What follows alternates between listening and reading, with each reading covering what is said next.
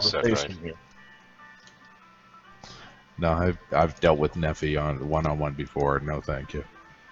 I'm looking at the Nether Hub. When did it do all this? Looks good. Okay. Not long today.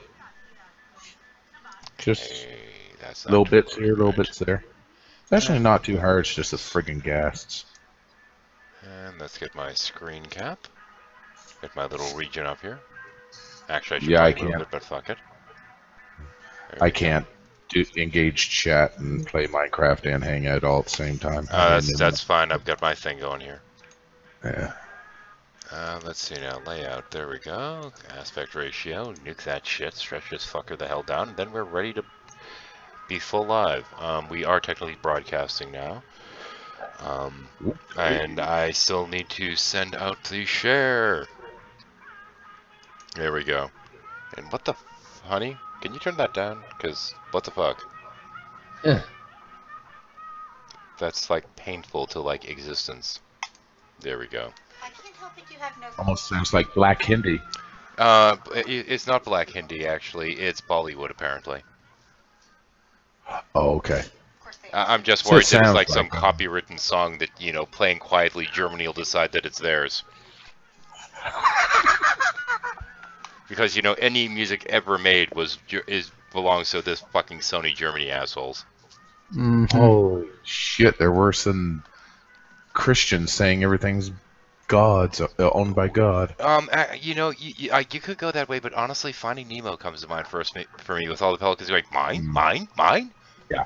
Oh yeah, definitely definitely better analogy. Thank you. God, I have a hard time believing that Tommy Hall's really that dumb. I have a hard time believing anyone's really that dumb, except maybe Arcane.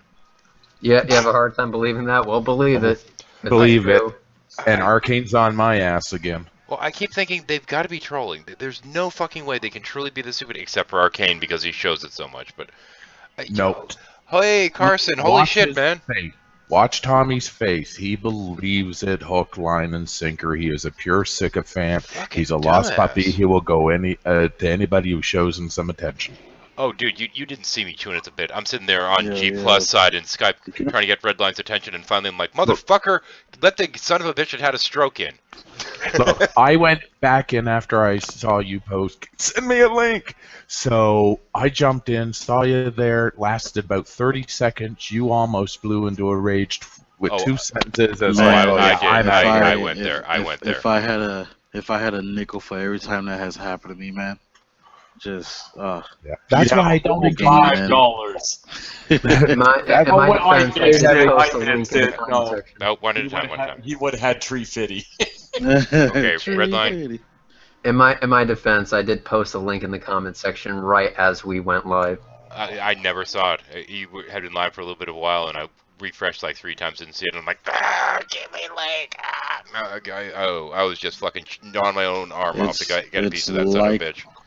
You gotta ask me over Skype and just say, hey asshole link, and I'll give it to you. Yeah, knock motherfucker worked. Yeah. That's my language. So can I just say that I miss the hell out of everyone?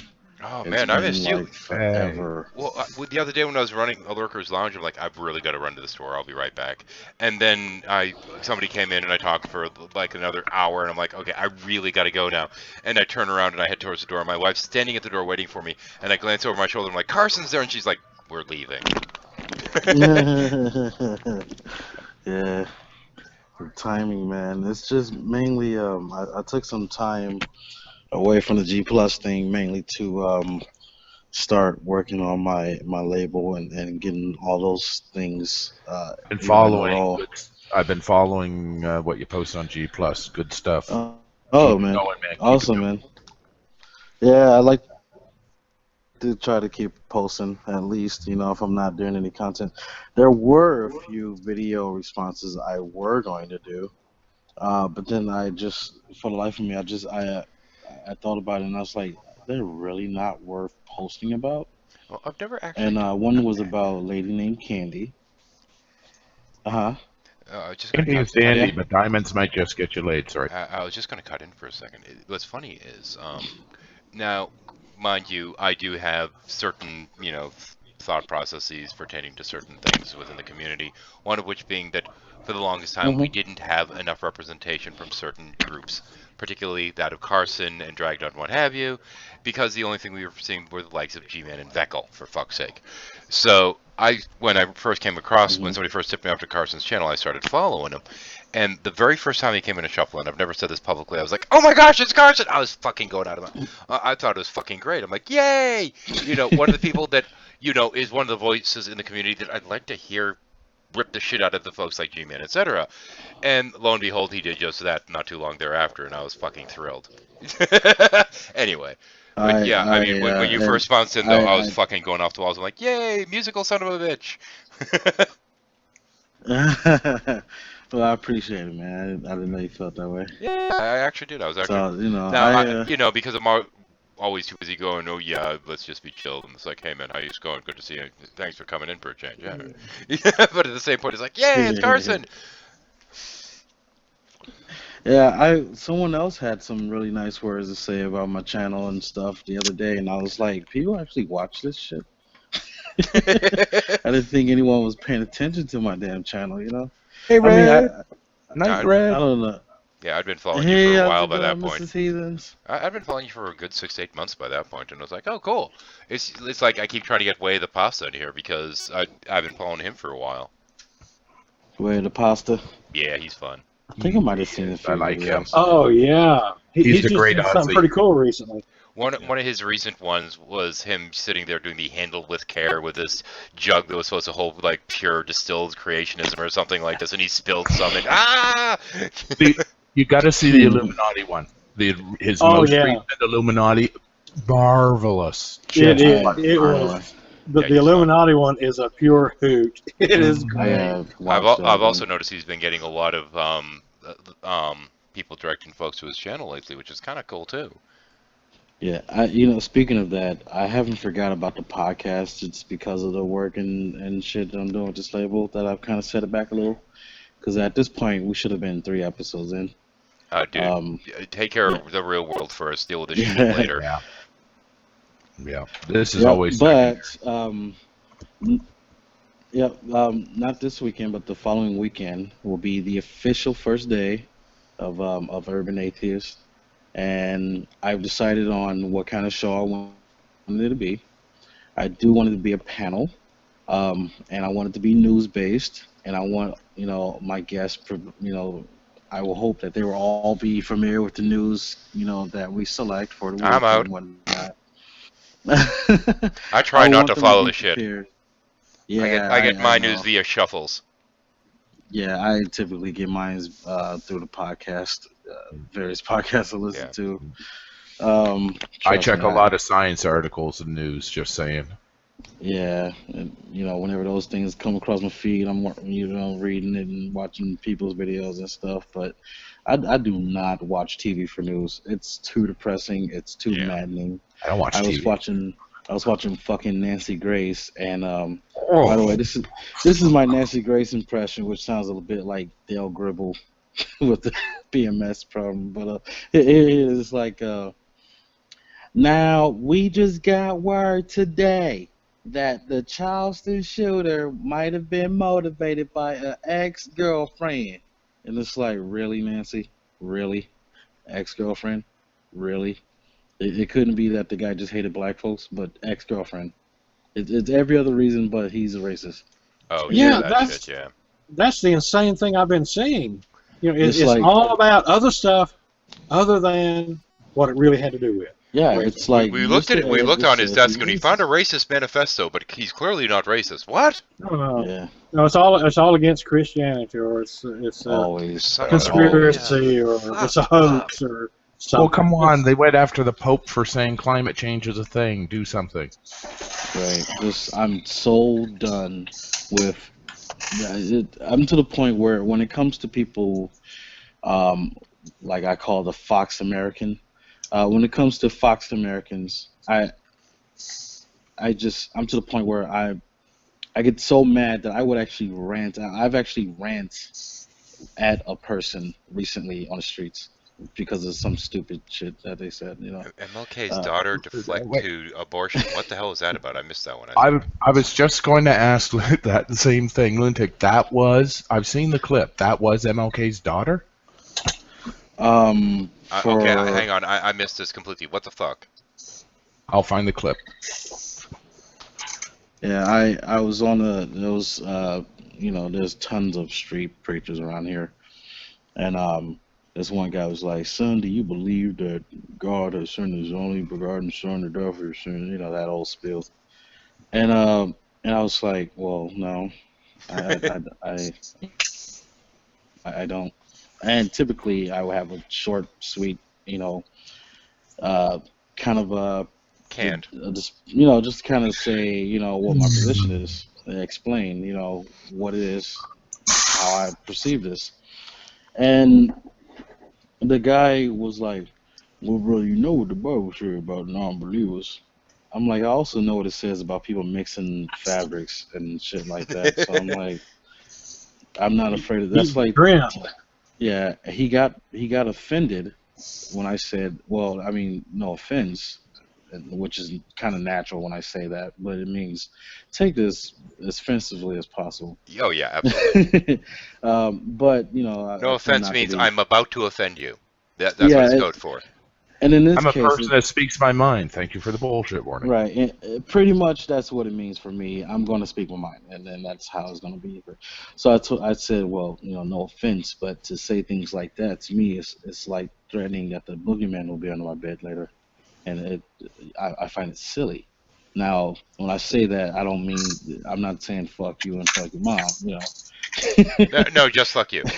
Yeah, right. And the book you wrote in on. Not even the fuck you. It's more of a fuck that noise, Okay. like just fuck the book you wrote in on then. Yeah, and he got offended. Obviously, he's like, "Son, are you saying my God is a joke?" And I blacked out. I don't remember all that I said, but I was like, "Your God is a joke." Yes, your God is a joke. You want to know why it's just a joke? And I'm like, oh, straight up Randy Quaid, fucking Charles Manson, psychotic killer mode. That I was like, I might have had a day when I was in a similar mood. I might have recently. Yeah, I bet you unloaded on him something fierce. I unloaded, but the only reason I did it because there was an audience, and there's an audience of young folks in which I've seen an opportunity to drop some nuggets of gems, drop some gems in there, and also be entertaining about it, because I'm trying to pursue a career in stand-up. And so I just kind of unloaded on him and kind of just, did a little bit of a routine, but, pertaining to this little conversation. And had nothing but the guys at the bus stop, that was waiting there. They looked like they might have been students or something, cracking up and pissed this man off so fierce that I felt like he's going to go get a shotgun or something and just kill my ass. By the way, Carson, if you fail at stand-up, sit down in a chair and try it. Incidentally, thank you, Lunatic. I will check that after we go off air.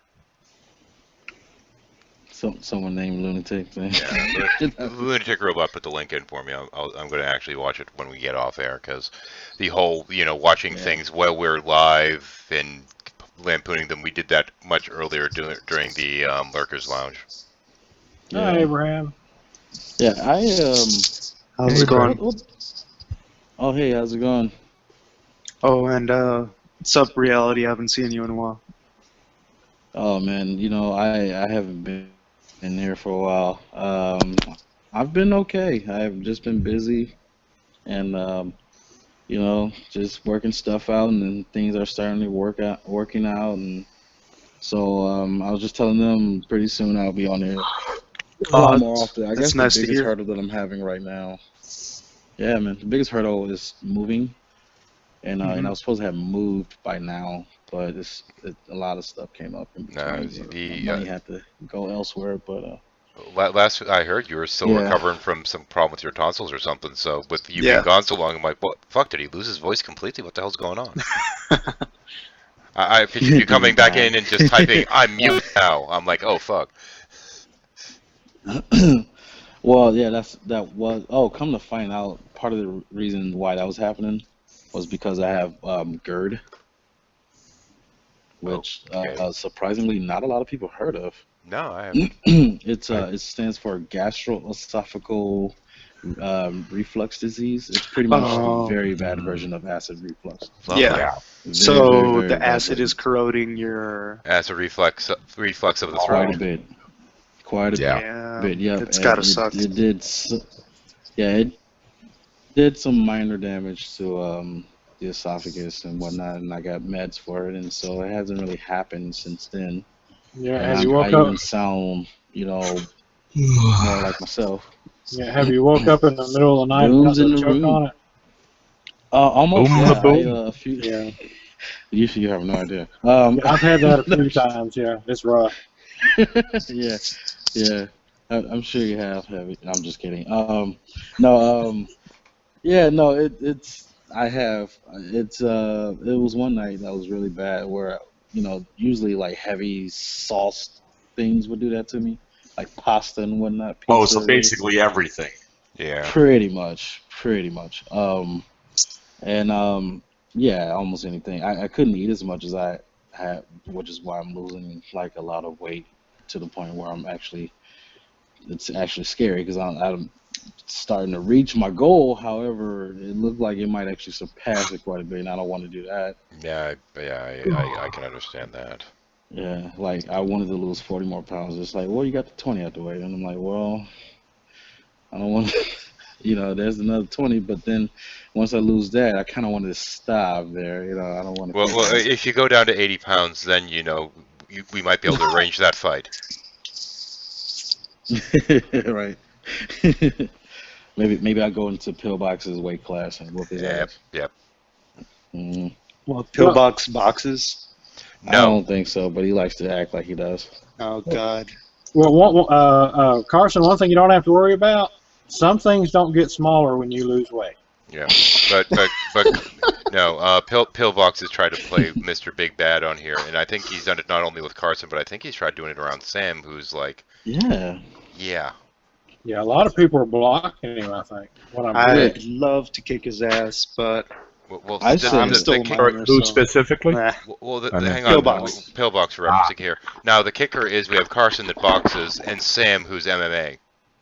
Yeah, I do what I'm- Sam does. I am also MMA. Oh, are you? Okay. Oh, really? I Nice. know how to box as well. Yeah. Okay. You know didn't think what? you were I'm talking too- about boxing, but I'm 270 pounds, motherfucker. I got weight behind me. Mhm. I'll just pancake his fucking ass, and he'd be lucky I'm still not over 400. Or if you get him on the floor, you can squish him. Just give him a big ass leg drop, Hogan ass leg drop right on the neck. Like, wow. Just Fuck that. Just sit on his sternum. right. now, if he was threatening to beat them with his ego, then maybe. But I didn't know he was like acting like that towards everybody. I thought I was a special case. no, I think he tried pulling that shit around Sam once. I know a couple other people did. Hell, one On of Sam? yeah. And see, he likes to go after. He likes to go after people he thinks can't defend himself until. Oh, and I just remembered, Sam does jujitsu, not MMA. Oh, okay. Mm. Okay, I had them mixed up then. Fuck it. It happens. Yeah.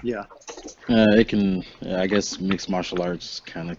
They bitch slap each other. It all looks Well, the same. jujitsu is included usually in MMA. Yeah, But every I'll- coach does it differently. Going, You know, going, going depending back on to who- going sorry, back go for a ahead. moment to the tradition of the shuffles, I have to throw this comment in there. All Carson really needed to do if he wanted to kick Pillbox's ass is whip it out and just hit him from all the way over where he is. But just to take a while to get there. I had- Yeah. You've heard of the long arm of the law. Excuse me Everybody- while I whip this out. Oh, amazing saddles for the win. Oh god. I love making those comments about Carson I do- because I truth do be like known, that. the boy's only got a half inch on me.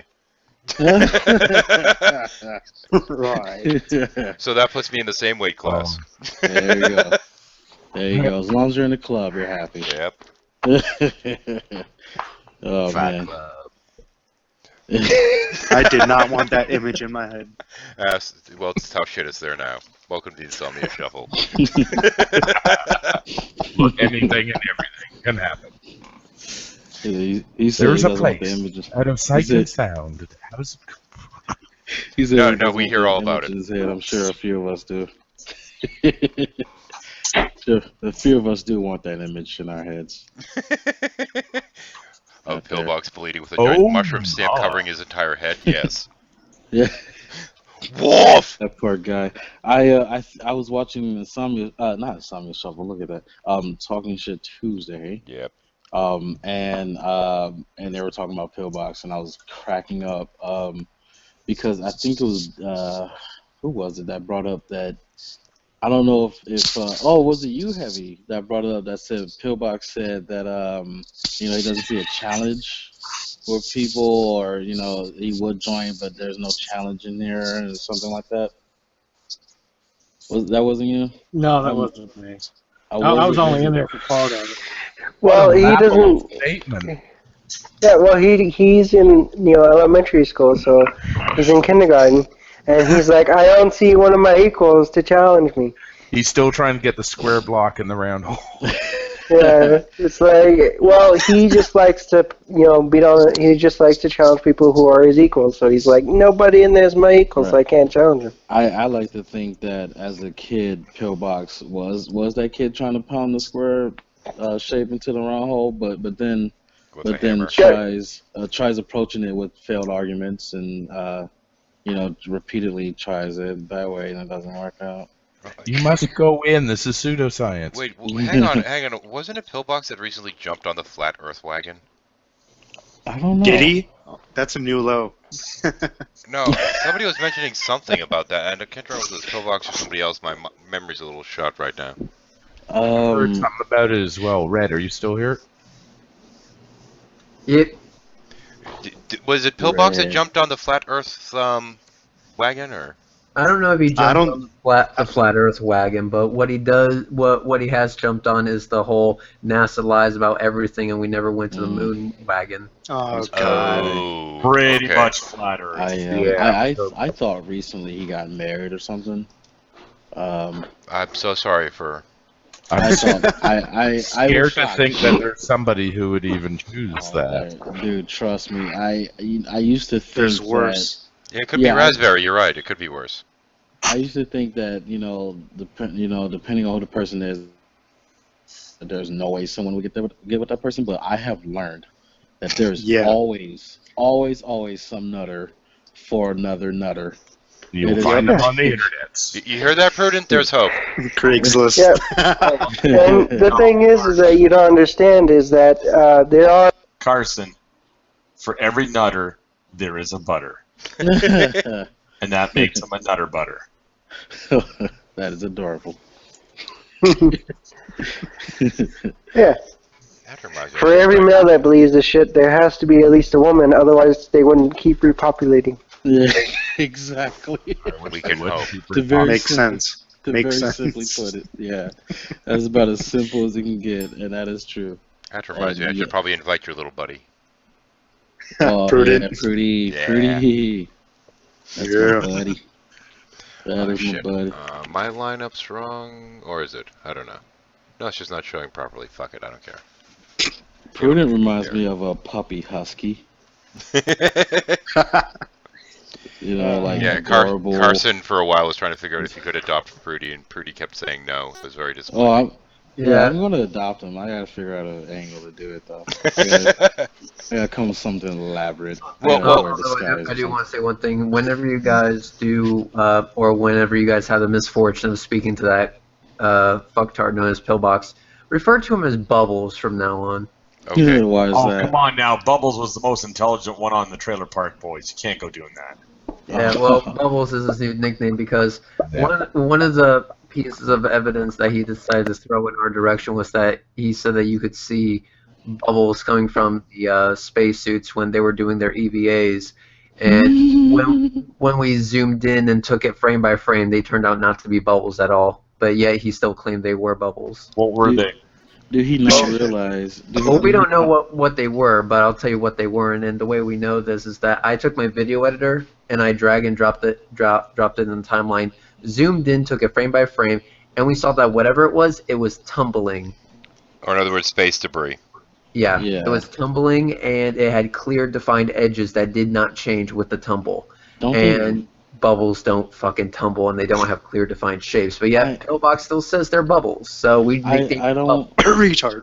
I don't understand because like don't you think it will be really obvious if it was underwater? Like I don't think there's any way to kind of hide that. I think it will be dead obvious if something was filmed underwater. Like Fucking, there'd be distortion everywhere, color Oh, yeah. distortion. Yeah, and plus, I don't think we had the technology to even take cameras underwater like that. I mean, we were That still was using film. Big ass swimming pool. I mean, at least the flat earthers are smart enough to claim CGI. I mean, Hey, like, Sam. I don't think, Yeah, but see, like, you didn't have CGI back when the moon landings were. I know, But but that's you can't beside the make point. that claim. And also, Red, you can't call him Bubbles. Call him Lawrence Welk. and Oh. and can we like? Is it like? Correct me if I'm wrong, but I'm pretty sure digital cinematography wasn't really a thing at the time. No, Not not even It close. was 10 It's years just ago. the or closest thing. secondhand thing. I actually heard from on NASA's own YouTube channel. They upload videos of interviews, and they were talking about all the pictures and stuff. And one of the questions was, "How did you get so good with the camera?" And he's like, "Oh, I had to learn it myself. I looked up tutorials on YouTube." Yeah, there you go. Oh, Right. hang on. Hey, Sam, how's it going? Redline and I were talking with your boyfriend earlier. Which one? There are so many that everyone crushed on me. Oh, I think this is boyfriend number 1. So Tommy Hall? You got it. Well, like let's be honest. Like there are several male figures on YouTube who, bless their heart, have a man crush on me, and I think Tommy Hall, his man crush goes beyond the man prefix. It's just a crush. And I'm sorry, Tommy. Even if I was gay, I could do so much better. Oh my god! Like, you know how many times I've said that to somebody? Like, they're sitting there saying, like, okay, like everyone knows about me, but I just like most human beings are selective with people that you want to be with, and so there was some asshole that was How saying, dare you? That's "Ooh." eugenics. Yeah, some assholes like, oh well, I mean, how can I trust you if I come around you? What is like, motherfucker? First off, if I was going to hit on you, it'd be obvious. Number two, I wouldn't hit on you. So rest assured, and even if I did found you attractive, I wouldn't be aggressive about it. I'm not like a fucking rapist. Like where do you get off telling You aren't? you know? This is Well, news. But You know, like- but what's news to me is that Tommy Hall is Sam's first BF when he was the one that was asking me for like proof that I was gay. And I mean actual like That's evidentiary proof, like photos of me actually What, a used condom? No, for like fellatio of a guy. So Oh, Hey, just because he had a crush on me does not mean he's not a slut. Oh, okay, but hang on a second. So, boom. He basically, for all intents and purposes, asked you to send him gay porn with you in it, right? yeah, kinda he what was I'm getting from basically this. he was basically asking me for proof that I was gay, and I was saying, what why kind of didn't you proof? ask me? Like, and he was clarifying something. Does he No. want a picture of you scootily pooping with another dude? I mean, fuck. That is I think he That's does. really weird. Who asks for like? I can't imagine if someone's gay. I'm like, okay, good. That's more butthole Almost for every you to time. enjoy, and I'm not gonna worry about that. I'll take your word for it. Let me tell you, almost every time that I've had that discussion with someone, it always turned out to be the result would be that they were curious or something. I think Tommy is beyond like curious. I think he is gay, but he's closeted. And because Oh, of hell yeah. religion, he feels fucked up about it. The truth will set you free, Tom. Suddenly, Well- the time I spent dealing with the Anons and all the times they said pics or GTFO is coming to mind. It just, yeah, it just is. Yeah. Well, it's one of those things, right? It's like, I don't, I'm a straight dude. I don't wonder about gay sex. Like, it's just not something that crosses my mind at any point during the day. And, like, having sex with girls, like, that crosses my mind plenty. But, like, I'm a fucking depraved soul. So, I'm a fucking animal. So, like, but I understand that, like, when it comes to, like, thinking about guys, or, like, whenever I have to think about homosexuality, it's usually just in some abstract sense, and like, oh, they shouldn't, be discriminated against. It's literally, I never think about it. Yeah, when I think about gay sex, it's always of the lesbian variety. Yeah, that too. Yeah. Hey, Wolf. So Sorry, what was thinking Tommy about gay saying? lesbian sex. Hi, Wolf. So what was my voice? Hi, Wolfie. Hey, Wolf. Hey, Wolf. Oh, is Wolf still here? Yeah, Did he's he leave there. out? Oh, he's right there. Hey, Wolf. Recently, someone confused me for you. What? Both are black. You both get high all the time. It's a pretty easy confusion. Thanks. It was cute Stereotype because everybody now. it Don't was, stereotype them. They are black and they both do smoke weed all the time. One Yes, does not sound like the indubitably. other, though. Which That's one of it. these things is not like the other? Very true. it was really sweet because she had nothing but nice things to say, and she was literally confusing like videos of both of ours, like videos that I recognize would be yours, and videos that was obviously mine. And I'm like, okay, she thinks I'm one and the same. Wait. which is okay.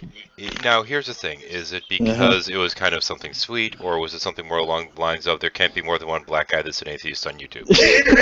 I think Or it was did probably she little smoke a lot of cannabis before she watched? Yeah, we got to remember that this is a girl But who's she was not nice. partisan. She was nice.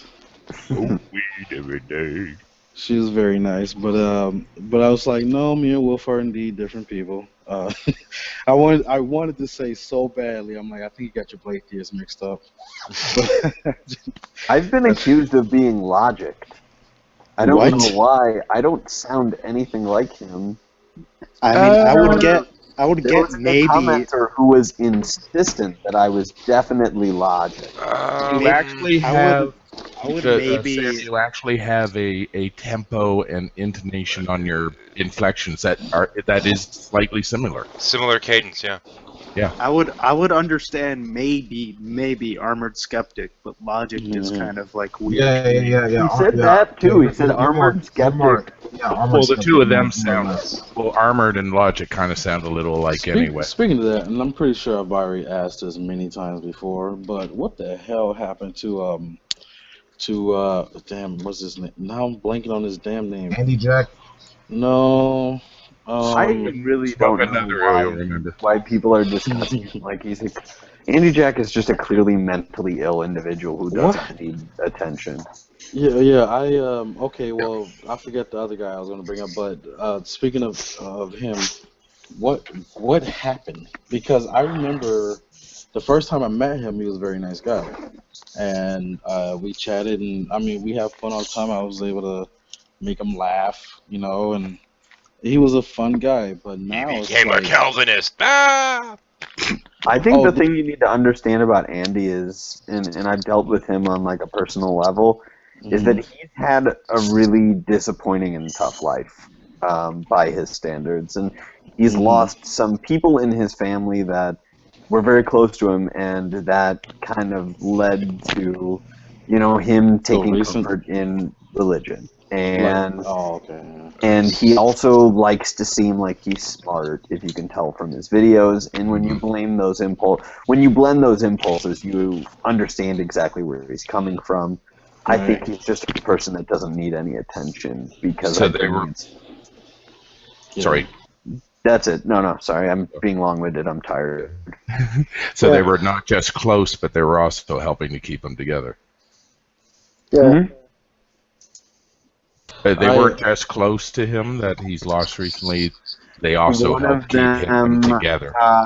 well, these go unlisted. One of them, it was a stillborn son. Oh. Ah, Yeah. This is why, this is why I don't like. This is why I don't really think that we need to be bullying, or I don't say we. There are certain people, fucking cunts like Chazwald Almighty, who are just bullying him for the sake of bullying him. Mm-hmm. That I just don't think is that's necessary. that's not bullying. Fuck that. No. I'm glad you brought that up because another thing that I've been noticing as of lately is this thing with Wayne and Mark and going after Max Trivium, and I'm thinking, like, what the fuck is up with them? Like, what the hell is going on? What is going on? Why are we fighting like this? And Wayne and Mark, you know, as much as I like them, as cool and as long as me and Mark has been friends and as cool as we have been, I'm getting really tired of their shit. Let me relay a little something, Carson. I made public comment on somebody who called a few people psychotic simply because she didn't like the way she heard something. Okay? No, I won't say names, but this person, I stated, you're an idiot, and here's why. And if I remember correctly, it was Wayne and Mark who jumped to her defense. And as you guys, authority figure, as you know, just speaking of the authority figure rather than, you know, but they've done good thing, like they say about religion all the time. So what? Right. Yeah. Anything can do good deeds and still be a fucking asshole in behind. Right. I think the way that I see it is, you know, these are people who I think are still sort of, they're authoritarian in nature. And, you know, it's that thing, right? It's just because you don't believe in God doesn't mean that suddenly, you know, you have this ultimate, that it doesn't make you a good person, right? And I'm not saying that they're bad people. I'm just that their acting is not good, because I don't like any argument like this is the reason why I call it, you know, just like ridiculous between, you know, Andy Jack and this group of people, is because look, I don't like, I think Andy's like ridiculous, and I think he's a drama whore, and say what you want, but there's no, I have not seen an inkling of an actual argument. You know, this is supposed to be the quote-unquote great debate, and I don't see an inkling of an. I see people trying to gang up on someone. So I've been saying, motherfucker. Yeah, because I did a comment in which I was explaining to Mark and Wayne, and I was saying, well, here's what I'm seeing, and I was clear to them that this is what I am witnessing. Like I could be missing the middle, you know what I mean? I need to point out what I have seen here, and I pointed out that I'm seeing some bullying. I'm seeing, you know, some behaviors and responses for I guess their issue with Max was that he is a theist apparently, and but he was on the fence for a long time, and basically by doing these videos and doing these hangouts and stuff, that he's he has a better perspective. Basically, the man is pretty much almost atheist. You know what I mean? Which is fine, and of course to everyone else, we don't give a fuck whether or not he's theist or not. You know, he's been a cool, great videos. He helped expose, you know, and the problem, or I guess the contingent that Wayne and Mark had with him, is because he's kind of the meek and mild Christian. And so I guess they went after his, you know, his beliefs, you know, but in a way that it's more.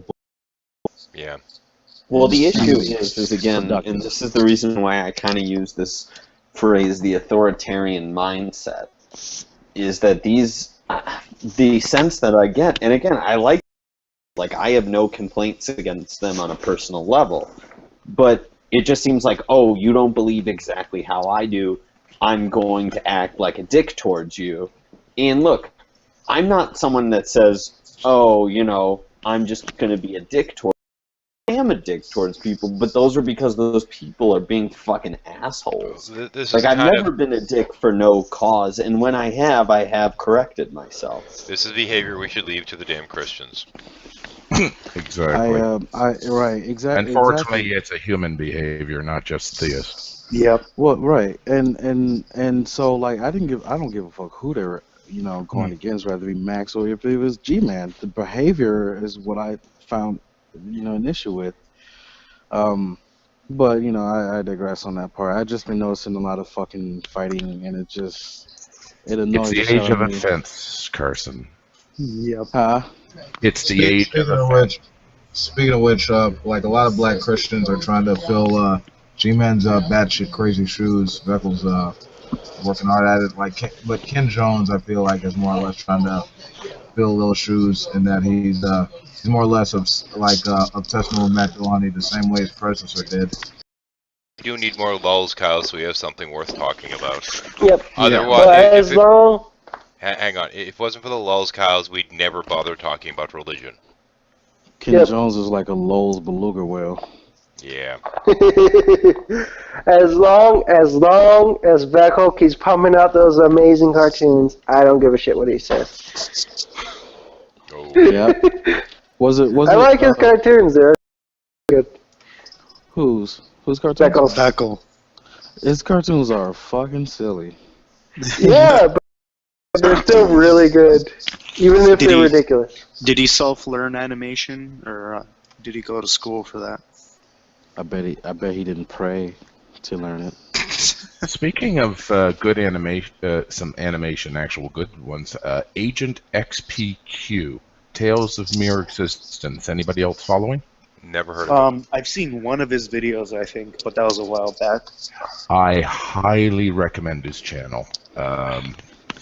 Is he trying to pick up like the dark matter mantle, so to speak? Oh no.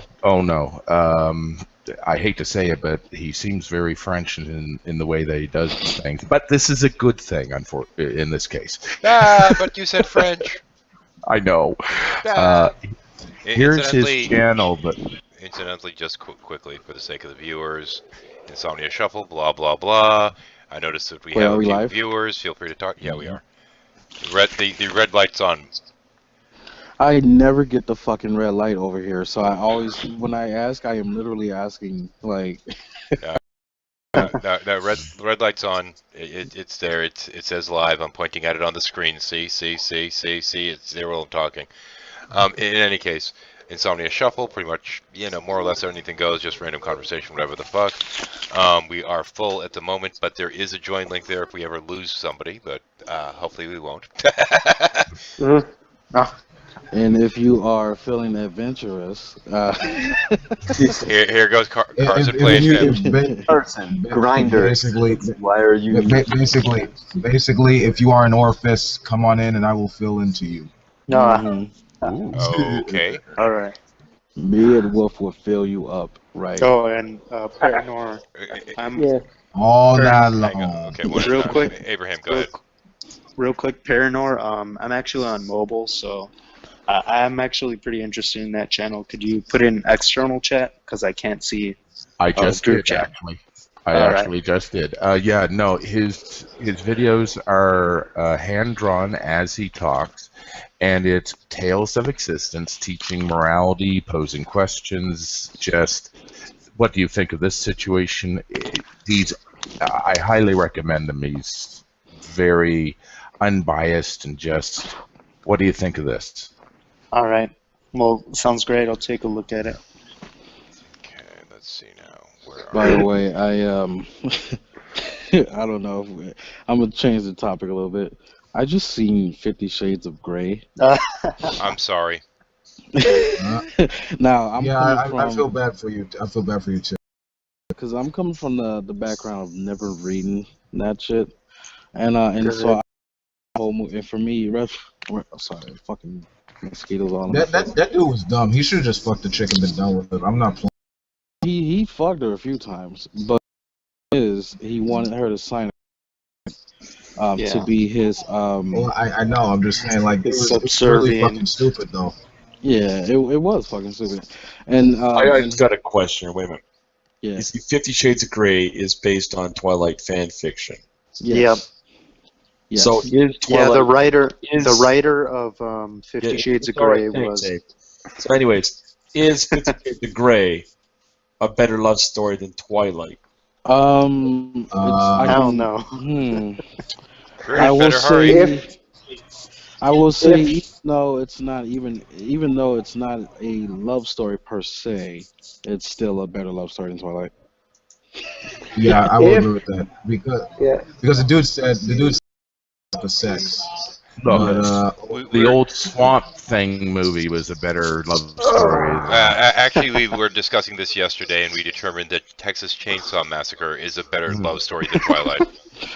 Yes, it is. Be right back real quick. what know, about I- Silence of the Lambs? After that Silence of orifice, the Lambs. after that Silence orifice of the comment, Lambs is still a better love story than yeah, I do have to note that orifice comment. I'm a little concerned about both Abraham and Boom, just because their icons are round.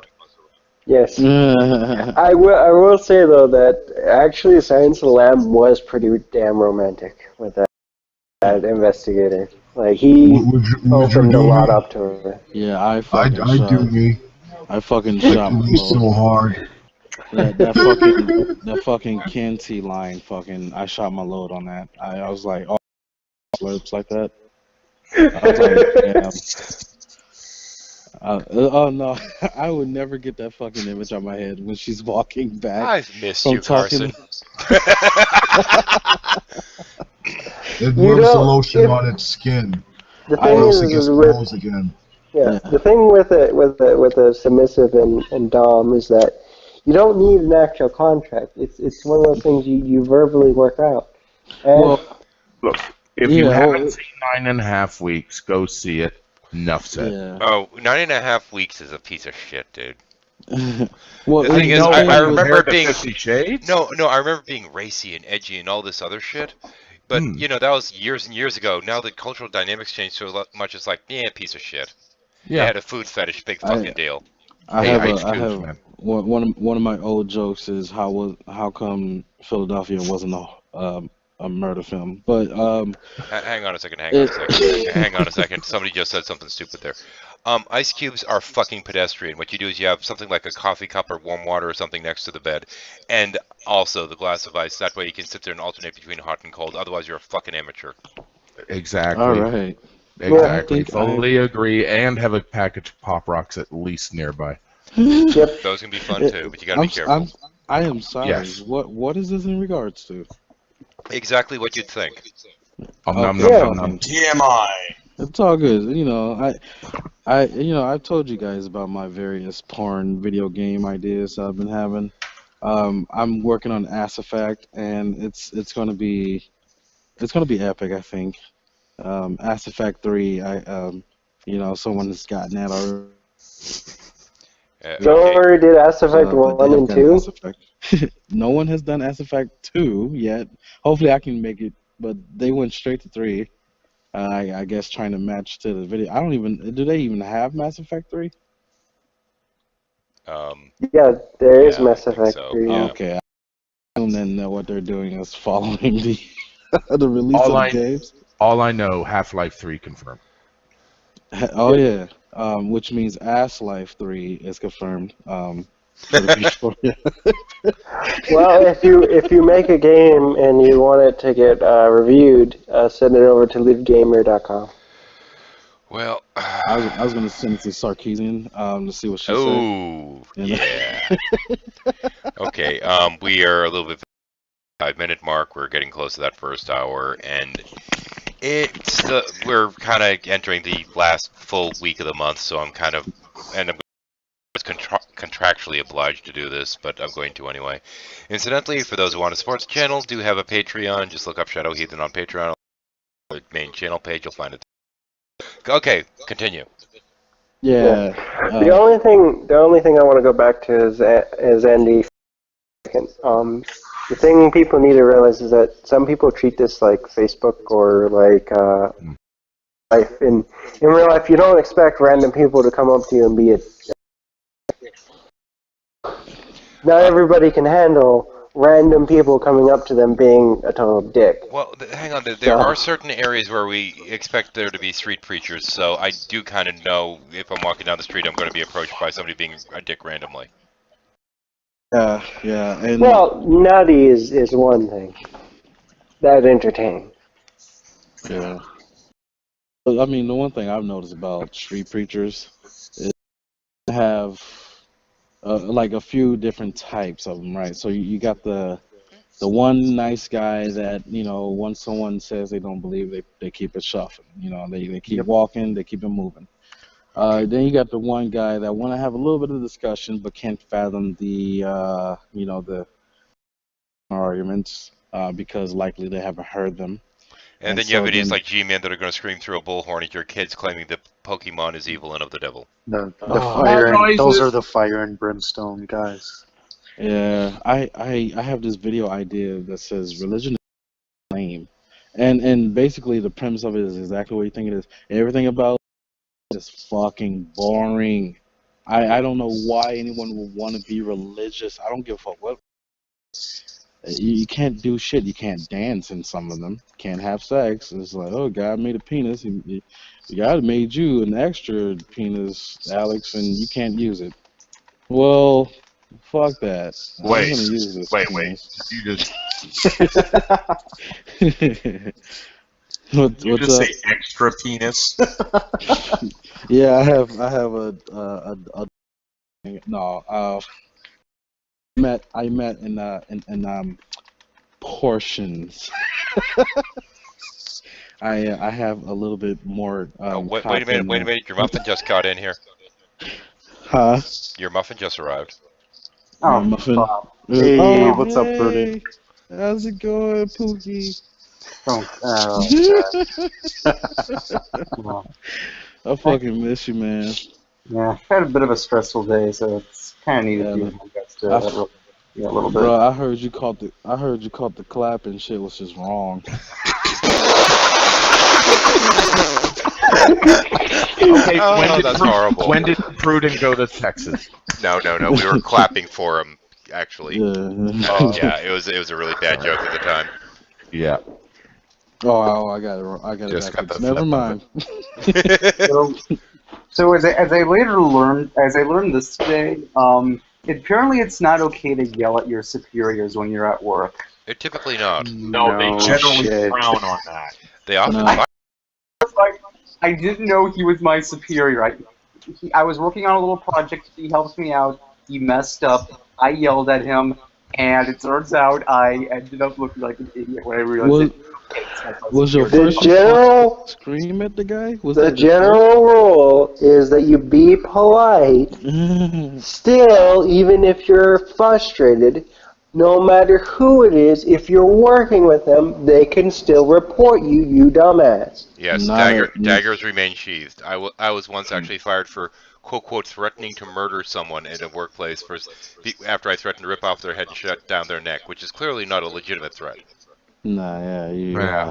Now, the good news for me is that he's but unless if I did it again, so kind of got off easy there, but. Yeah, you don't yell at them unless you're fucking imprudent.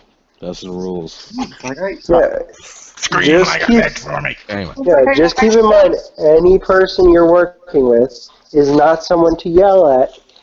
Just tell them that they messed up. Unless you're fucking them and you left your glasses That's at their house and I you want gave to him bring the shit with back. my project. I gave him the instructions of what he had to do. I thought I gave him pretty clearly.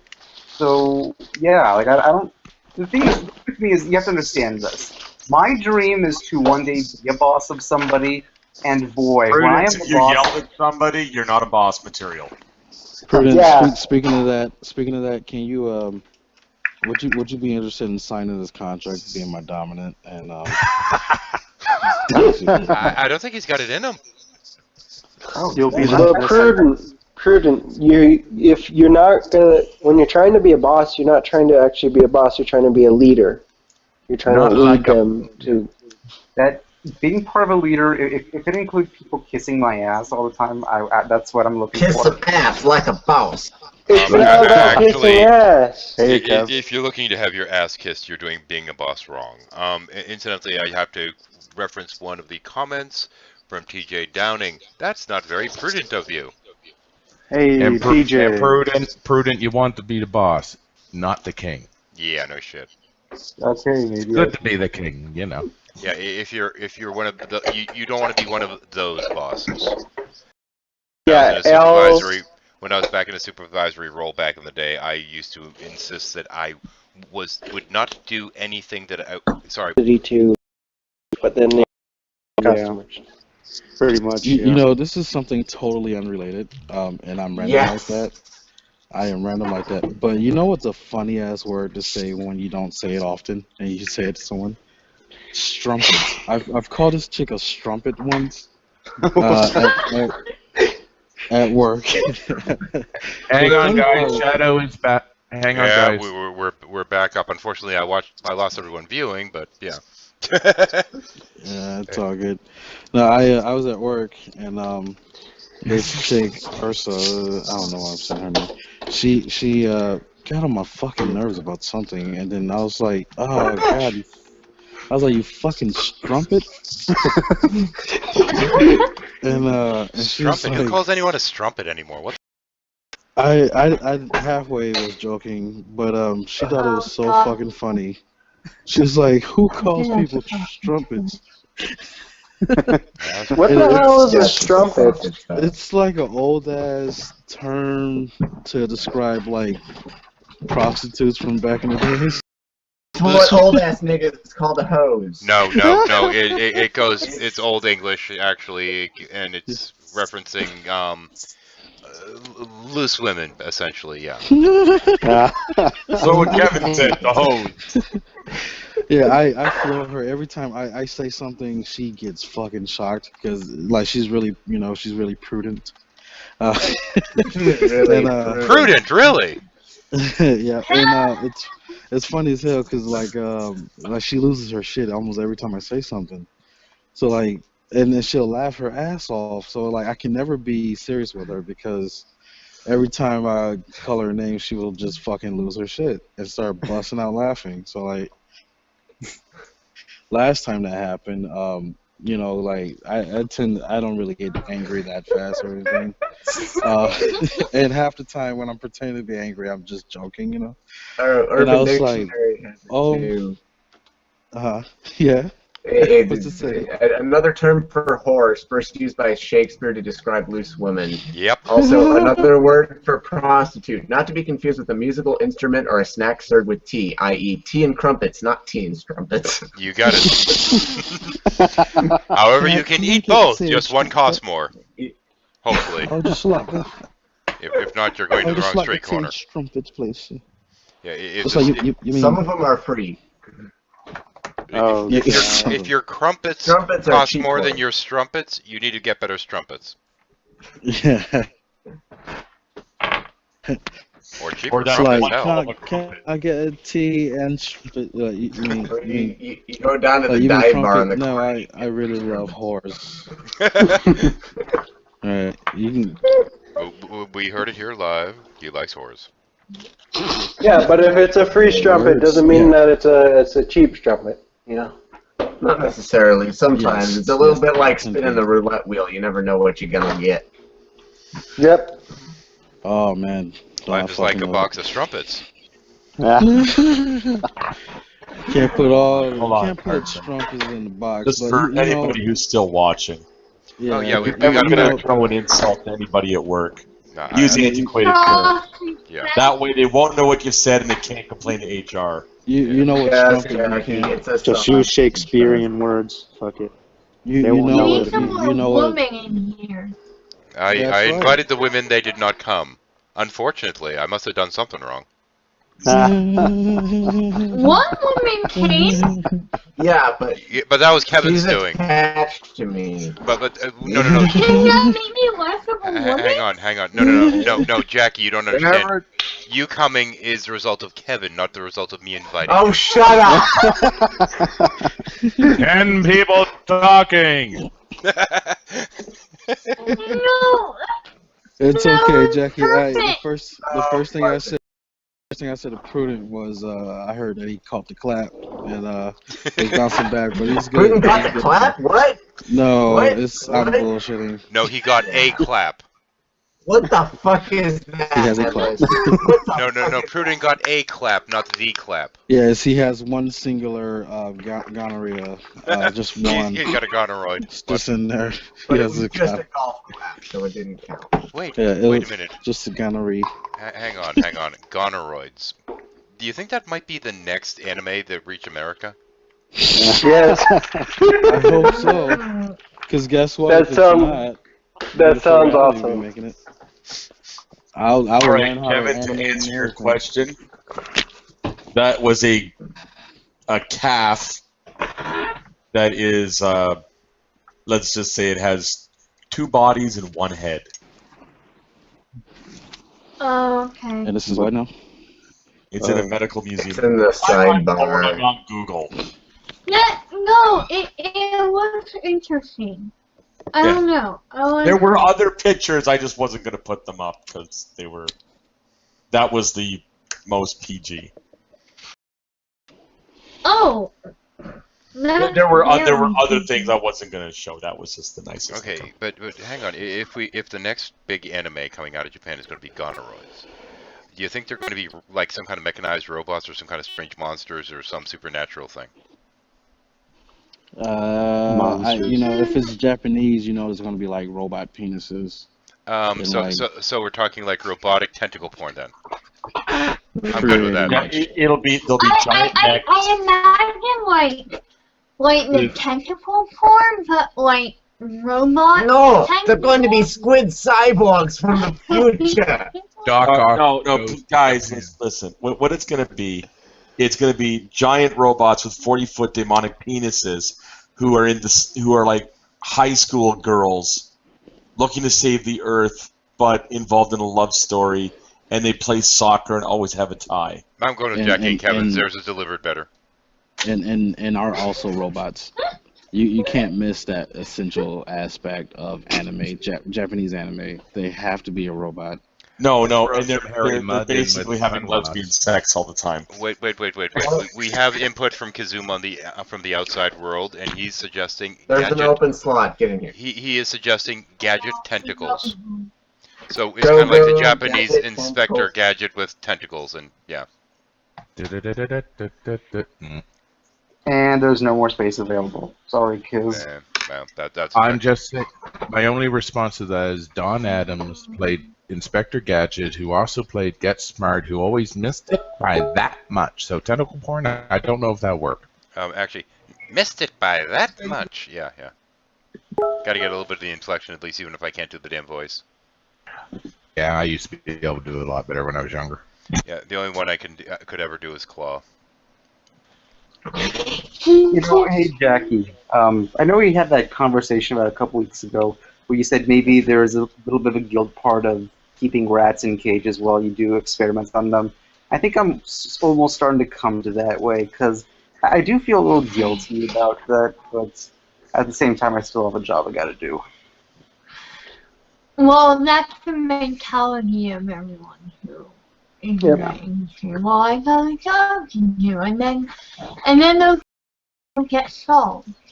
Yeah, but the thing is, like, if you had talked to me a couple weeks ago, I just would have said I don't really care because I don't really care for the rats that much. I respect them. Now I've sort of developed a slight care for them, and now I wouldn't have even felt guilty at all. Now I kind of do.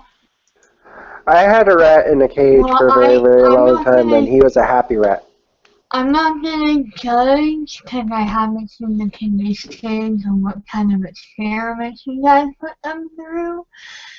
But like, yeah, I would be mad if they were being like abused.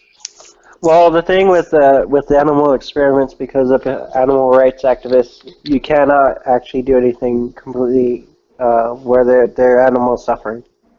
Oh, so you think just because there's a law for it, not people following that? Hang on for a second. Keep in mind that prior to the animal rights thing, because there are certain people that roll their eyes at it, but I do want to point out that the way animals were, for example, made to talk, like in, say, Mr. Ed, back in the day was quite barbaric. They actually got him to talk with a carrot. And not in front of him. Well, up the ass. Yep. Just gotta. Wilbur! It was Wilbur, what are you doing back there? Wilbur, what are you doing to that carrot? I don't think it goes there, On the Wilbur. roof of the horse's mouth. No, actually, they also did the carrot thing. That was in, when you look it up, yeah, that was there. Or was I it? know our clan likes the horse butt. I'm aware of that. Wilbur! I can't be. Whoa there! What are you doing? Stop ribbing me! I've seen a few. Well, the thing is that yes, they will do extraordinary experiments on the animals, and yes, some people will abuse it, but people abuse laws whether or not they're in place. But at the same time, your regulatory is supposed to give the animals some anesthetic, so they don't feel what you're actually doing to them. As I mentioned last time, the majority of psychology research that uses rats does nothing worse to them than mild electric shocks. Yep. Oh, we're not even using electric shock. We're not even putting drugs to them. I can at least. No, they're behavioral studies. Yeah, but this isn't even a behavioral study. This is just a classical conditioning experiment. That's a behavioral experiment. That's what I mean. There was a It's behavioral psychology stuff. There was actually It's a guy not- here. It's more cognitive, which sort of interlopes with behavioral, but I don't know. There are some. I've gotten as far as getting my fucking associates in psychology, and let me tell you, since school, none of that shit has kept. I don't even know what the fuck to do with this degree. I can't find a job with it. Yeah, Like, it's just, Alex, we have to understand. Associates isn't really worth too much. It's bachelor's I and know. master's. And I paper's could worth go more. back. I could go back and do maybe, I don't know, 5 more fucking years of school and perhaps one day be Dr. Carson, but I don't even want to go through all that shit. Well, Because I don't I- have the patience. You could get a counseling certificate. Hey, I've work done- for I've Dr. done Ben counseling, Carson, yeah. so hey. I've done counseling for sure. Ironically about drug counseling. Hey, I But did I don't- a video when I was in high school and won an award for quitting smoking. Mm. Okay. But to be fair, the worst thing that I've probably ever done to a rat is when I have to feed them. Sometimes the pellets hit off their body. If you would consider that abuse, I really don't know where to draw the line. Throwing food pellets at rats. Careful, Prudence, you might lose your funding. You know, the worst thing I've ever done to rats is when I feed them, the fucking thing snaps their back in half. What are you? What are you feeding them to? What are you feeding them? Oh, a constrictor. Oh no, it's it's peanut butter. And the fucking trap does the rest of the work. So.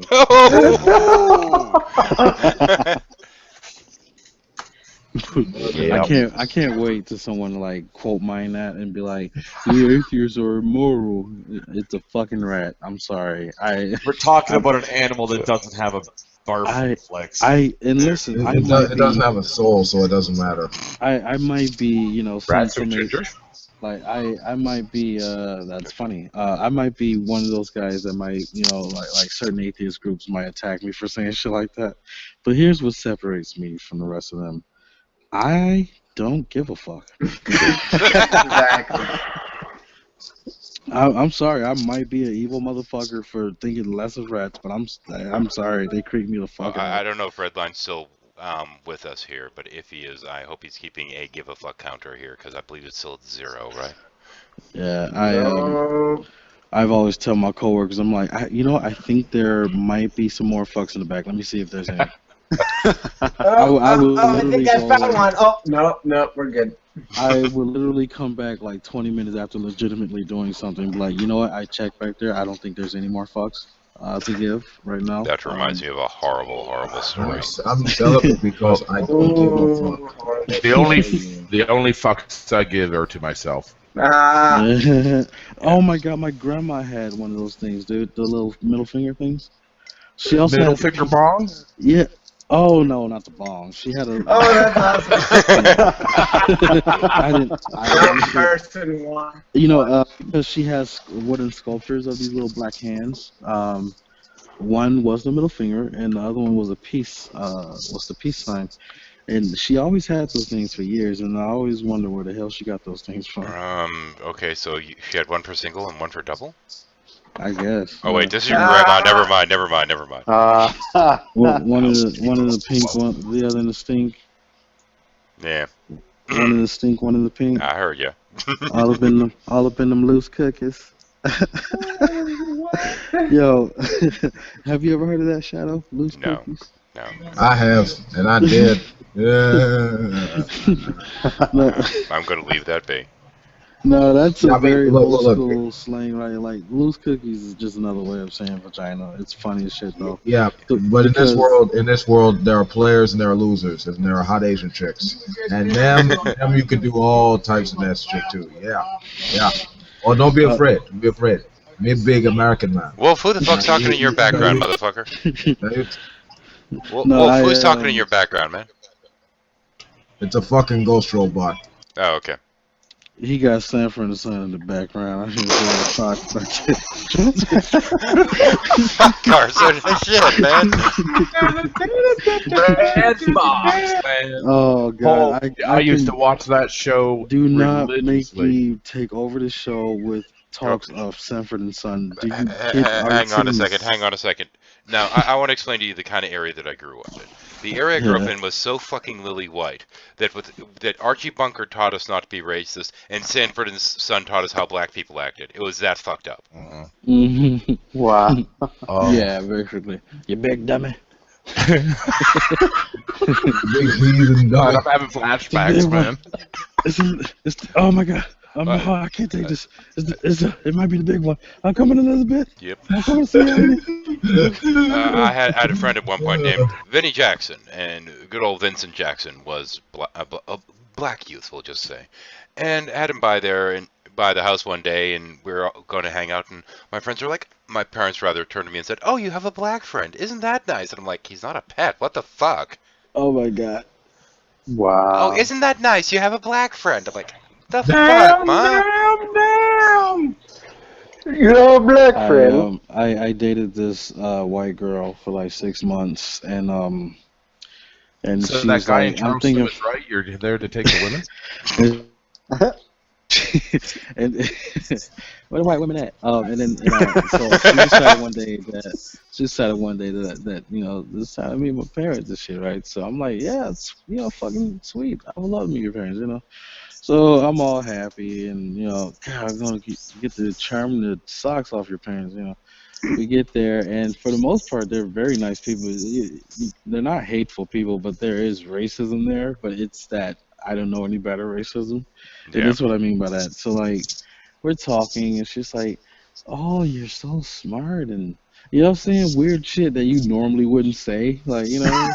Like, she's like, "Oh my god, you're smart. Oh my god, he's a what she called me? He's a psychologist." And I'm like, "Well, no." Well, I was a counselor at the time, you know. But you know, and she's like, "Wow, he's so smart and very articulate. He is." I'm like, "What?" I wanted to call her out on it, but I knew that would have been too much for, you know what I mean? Like, yeah. So I didn't do anything. I'm just like, and then we get back, and I'm like, you know, what's up with your fam? You know, like, Don't you know she's just getting used to the idea of hang on, guys, hang on. I gotta cut Yeah. in for a moment.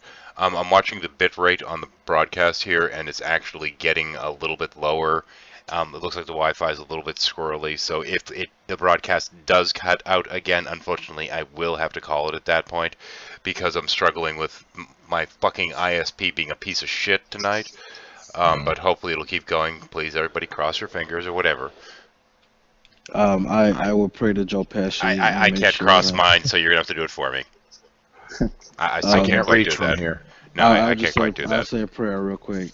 Dear Lord Joe Pesci, please make sure that Shadow Hitchens Wi-Fi is Shadow Hitchens, that's new. Making sure that everything's running smooth. And by your cousin Vinny, Joe Pesci. I don't think I'm worthy of Shadow Hitchens. No. I really do not think I'm worthy of that, but okay. Oh, sorry. Not yet. He has not earned the title yet. No, certainly not. However, I do have to make one other comment to pick on somebody who missed the fucking joke, Para. Willis, as in who are you talking about? Yeah, that's why. What you're talking about, Willis? What are you talking about? Okay, yeah, you okay. By the way, rape episode of that episode, right? Where they had a really heavy topic of strangers and molestation and whatnot. And okay, so they had this episode with the boy. I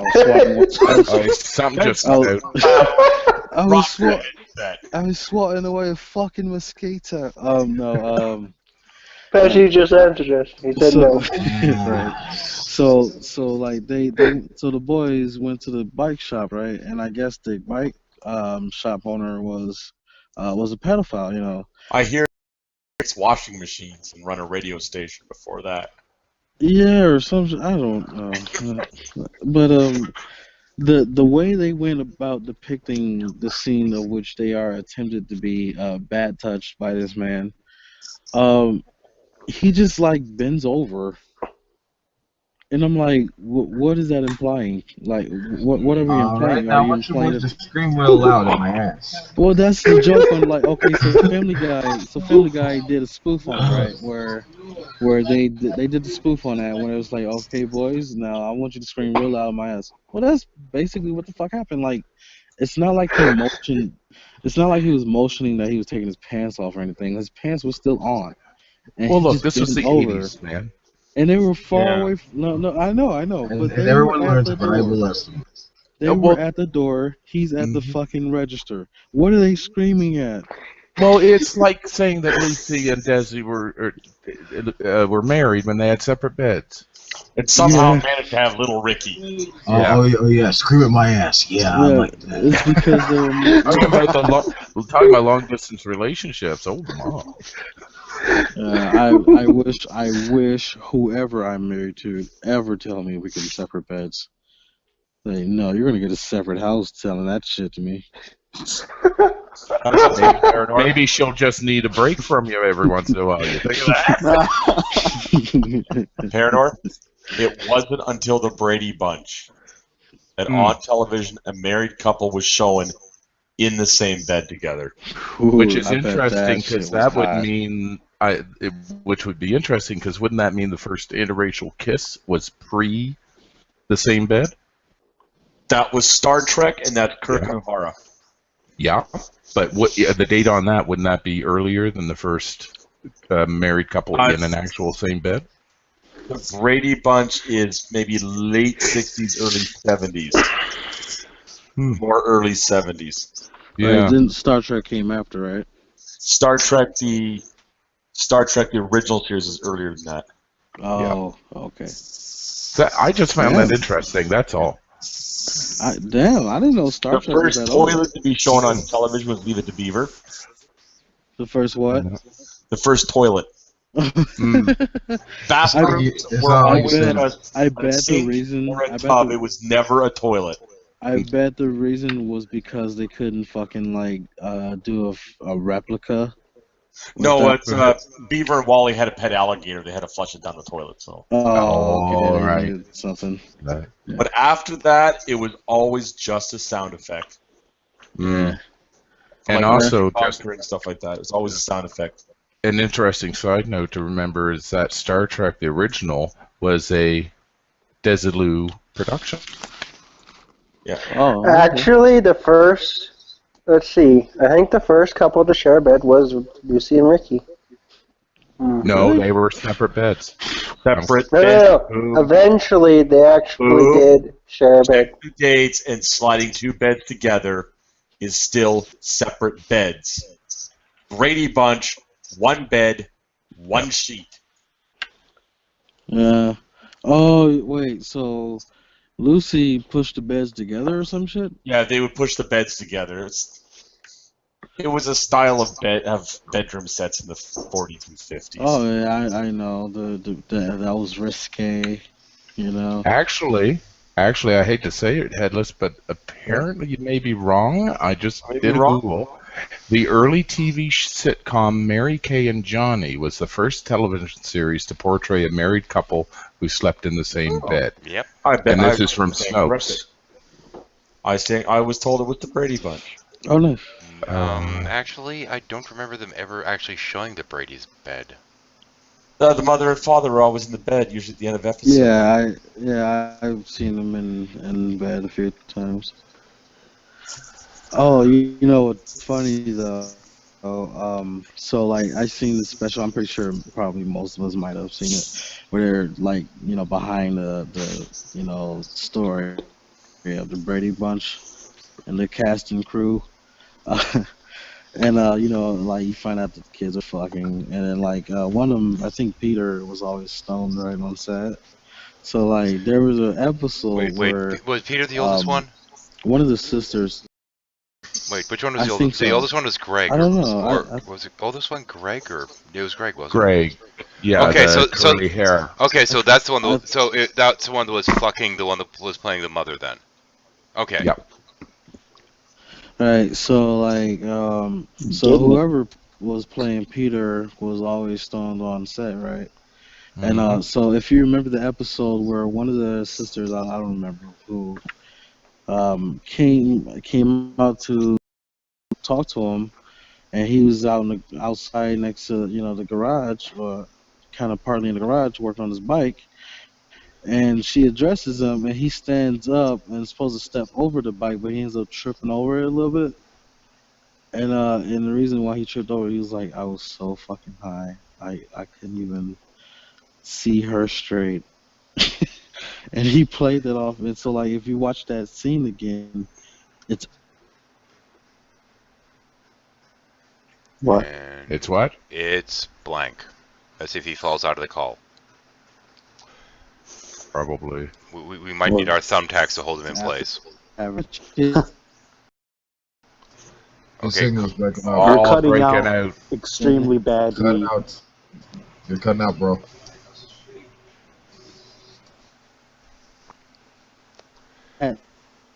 And we have lost Carson temporarily, at least. And we have a Carson. And then they fucked, and they. It's always at the good parts. Hey, Kizzy. Reality, you're really cutting out. I don't know if you can hear us. Carson, reload. I think he's on mobile, because every time I would glitch, he would too. Oh, you're glitch buddies. I think I understand where I was wrong with that. The Mary Kay and Johnny. Yo. They're married in real life. Where the Brady Bunch, the actors were not. Yeah. But you're back, Reality. We can hear you. Yeah. Interesting enough, the Munsters actually predated the Brady Bunch, but the argument is that they weren't exactly supposed to be human. Yeah. Correct. Same with the Flintstones. That was obviously cartoon. Yeah, they're animated. Yeah, but at the same time, if they're technically married and most people treat them as human. No. In the early TV, were married to each other in real life, people would be more accepting of it. This is a man and woman who are not married, playing characters in the bed together. Yeah. Yeah. It was that fucking taboo. Yeah, that goes back to if you remember Happy Days, they made fun of it when Joni and the other one, anyway, Chachi, thank you, went off to some place and had to stop at a hotel, and they they did the 1 foot on the floor rule and all that. Funny as hell. Speaking of Happy Days, can you guys hear me? Yes. Yes. Okay. For now.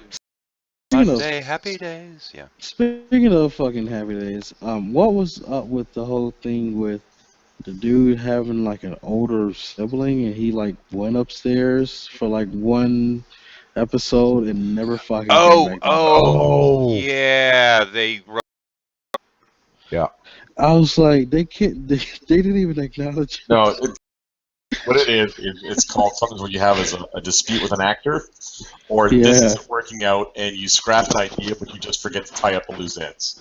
In the Like, they case of could've the found older some- sibling, the older brother, he went. I believe he's supposed to have gone off to college or something, and Yeah, they did up a backstory for it. Yeah.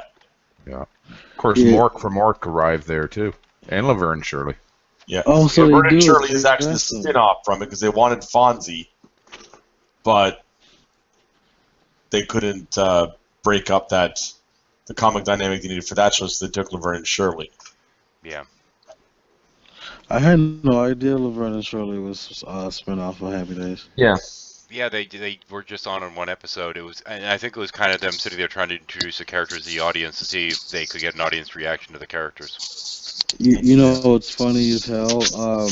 You're familiar with Mary Tyler Moore? Oh, hell yeah. Yeah. Okay, so like, her show, and this is how slow I am, okay? Her show, right? I've seen a bunch of episodes, like, I don't even know why, but I have seen them. And, like, I'm sitting here watching a bunch of episodes where she's, like, downtown somewhere, and I'm watching this show, and I'm like, that town looks damn familiar. And I'm like, it looks familiar as hell, but I couldn't quite put my finger on it. I guess you lived there. Then after a while, I'm like, it fucking looks familiar because that's fucking downtown Minneapolis back in the day. And I'm like, that's why I recognize some buildings. That's why I recognize that fucking statue right there. It's because it's my fucking home. How did I not recognize it? It was fucking crazy. And I'm talking about this is recent. This is how slow I am, I'm telling you. On the side of old shows, I've just got to make a stray reference. The other day, while we were talking about, retro shows and all this other stuff, Gilligan's Island, of course, came up. And I ended up having to run to the store with Red, and while we were on our way there, she said that she used to, at church camp, sing Amazing Grace to the tune of Gilligan's Island, and I'm going to have her fucking do it on record at some point.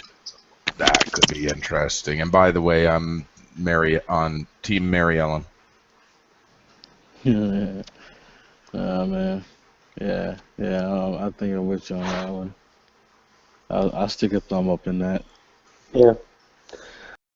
Found Ginger to make-up. I'm sorry, I didn't catch the last part. I found Ginger to make-up. Yeah. Yeah. I was distracted by a rather bigger deer fucking a rather smaller deer. Okay. Oh dear. Yeah. I am quite sure that's rape, and oh my. There's not a damn thing I can do. Like, Well, if you jack off in someone else's coffee and you drink it, it's not sexual harassment. But it is if it's from Wait a Starbucks. minute. Are you trying to warn me about something here, or Who was the one that said that? That crazy preacher. I can't remember his name. Pastor Manning, and I just want to let you know, Yeah. I And think it Starbucks, they put semen into the drinks, the flavorize. Them sodomites have been jacking off in our coffee to make it flavorful. Them No, it's sodomites. but is it working? Is it making it hold on, flavorful? Is it working? I need Well, to yeah, know. that's what he says. Wow, no try. That's what he I said. tried That's what he often. says, right? Hold on, check this out. He said that. He said that's what they use to flavor up their coffee, and that's why, people enjoy it. And I was like, excuse me, how many years were you drinking Starbucks prior to knowing Yeah. about this?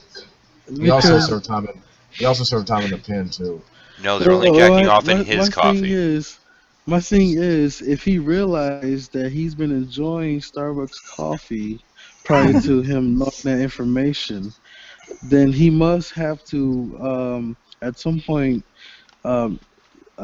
acknowledge this idea of him enjoying his semen-filled latte. Wait a minute. How long were they taking to make his coffee? I think a good 7 minutes. I think Manning and William Tapley should get together. They'd make an incredible team. Well, if their semen makes the coffee taste that much tastier, I don't know. I might want them to start jacking off in mine. Yeah. The sodomites. I have this thought, right? Like, I wish I fucking would catch like someone winking into my fucking coffee. Do you know the amount of hell I will raise in that small radius that I would be in? Like, it would be disastrous, man. That is so fucking disgusting. I'm waiting for I'm waiting for the one day that somebody decides to pause the stream to try to figure out what's written on my coffee cup. Oh god, I think about that and I just think, oh my god, I think I would lose my shit. I think I will lose everything about me. Wait, can you just hold up the coffee cup to the camera? How about that? Actually, I'm going to have to use my show cam for that. I will be fucking the I will be the Starbucks killer. Like, yeah, there we go.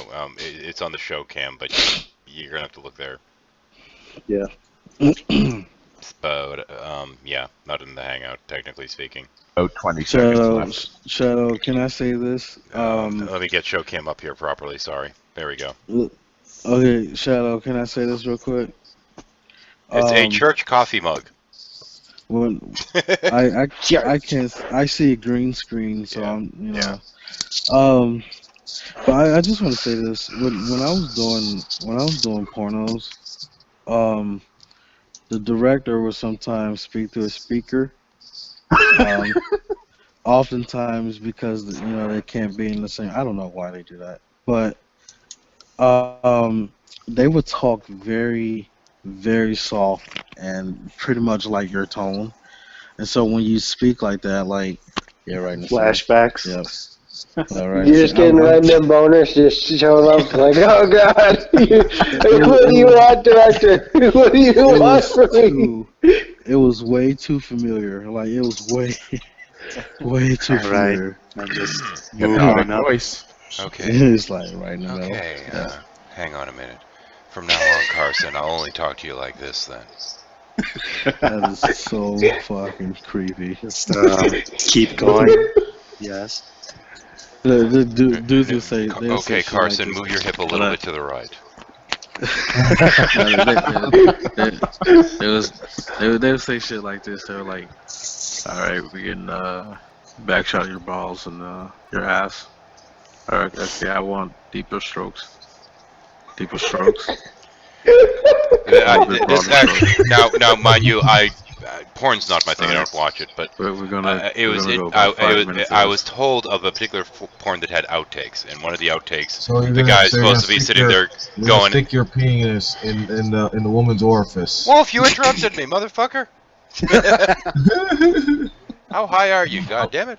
Okay, don't answer that. Anyway, there was this one porno apparently in which the guy and the girl was supposed to be going at it, and he just couldn't get it up, and the prepper wasn't working, the fluffer wasn't working, and all this other shit. So they ended up putting a watermelon in front of him.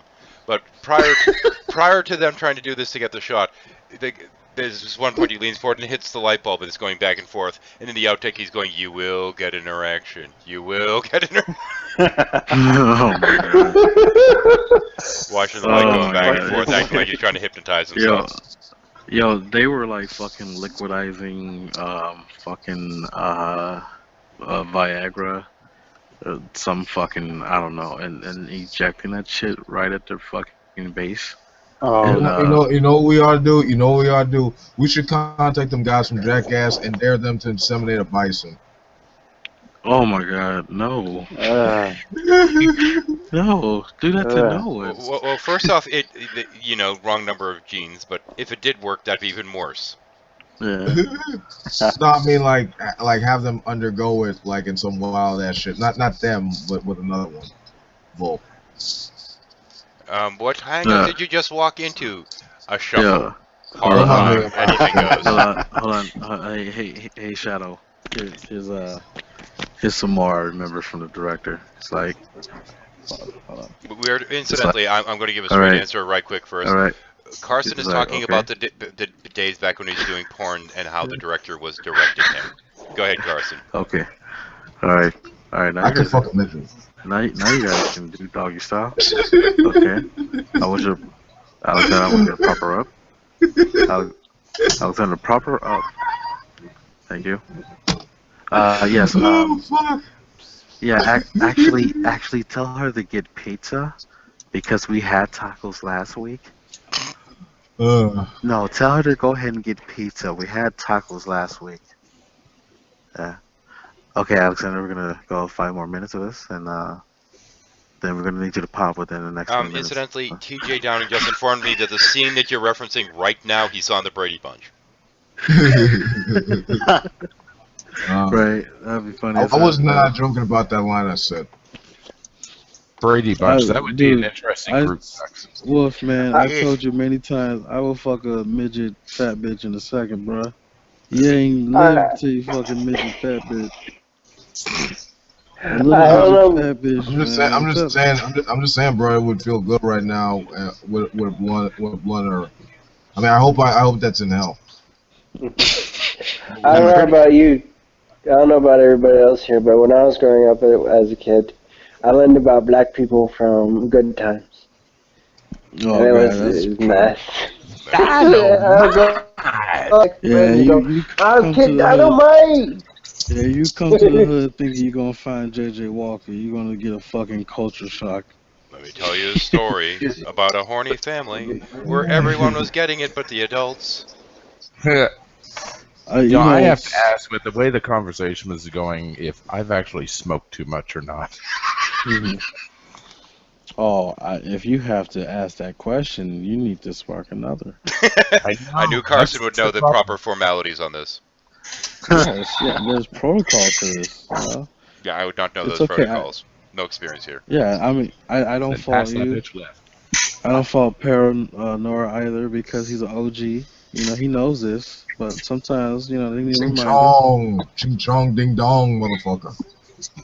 I don't know what's up with Wolf. Wolf, bro. I mean, you know, we both we both stone, right? We stone pony.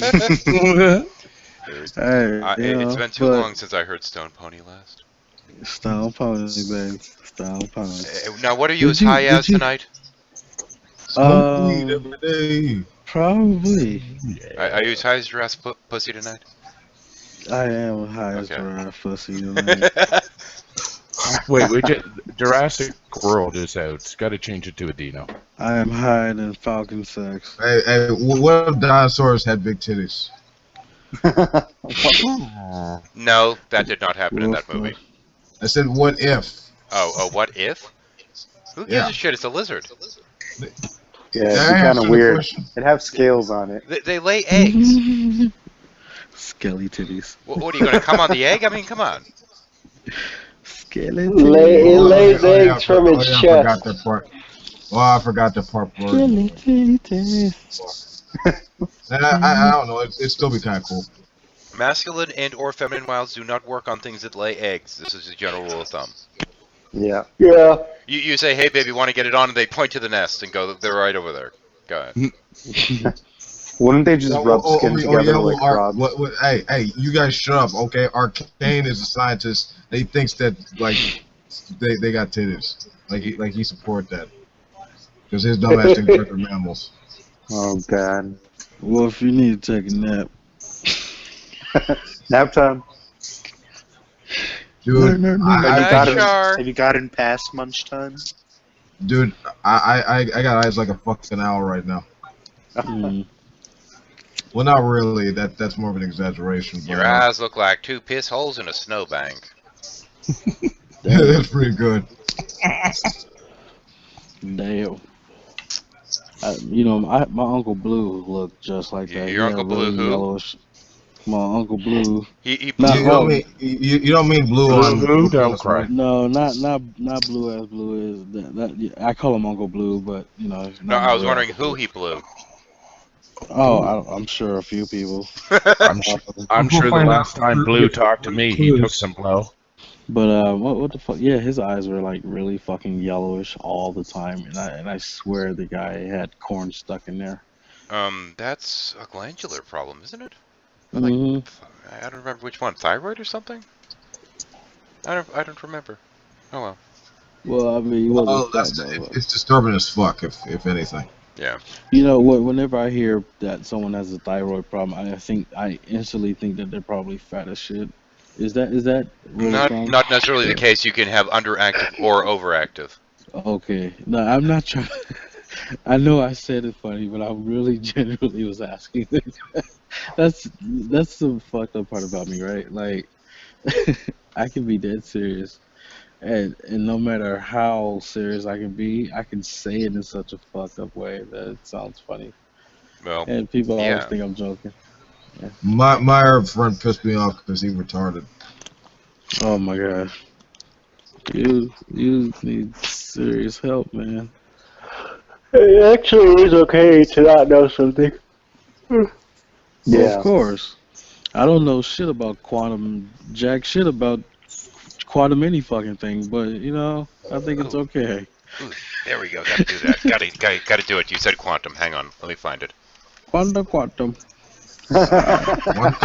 Quantum style. My name is Deep Throat Choka. Yes. No, Deep Throat Choker. Ah, shit. I Don't gotta. mind it. I still remember that. You Make sure look you at my say it mouth right. when I'm talking to you.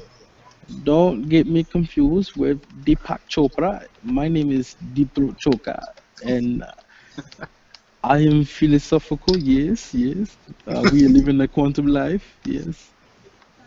It's like Hello, my name is Rakesh, right? Hippity Hoppitis. I hope The am director working is with telling me the. that I need to open my throat.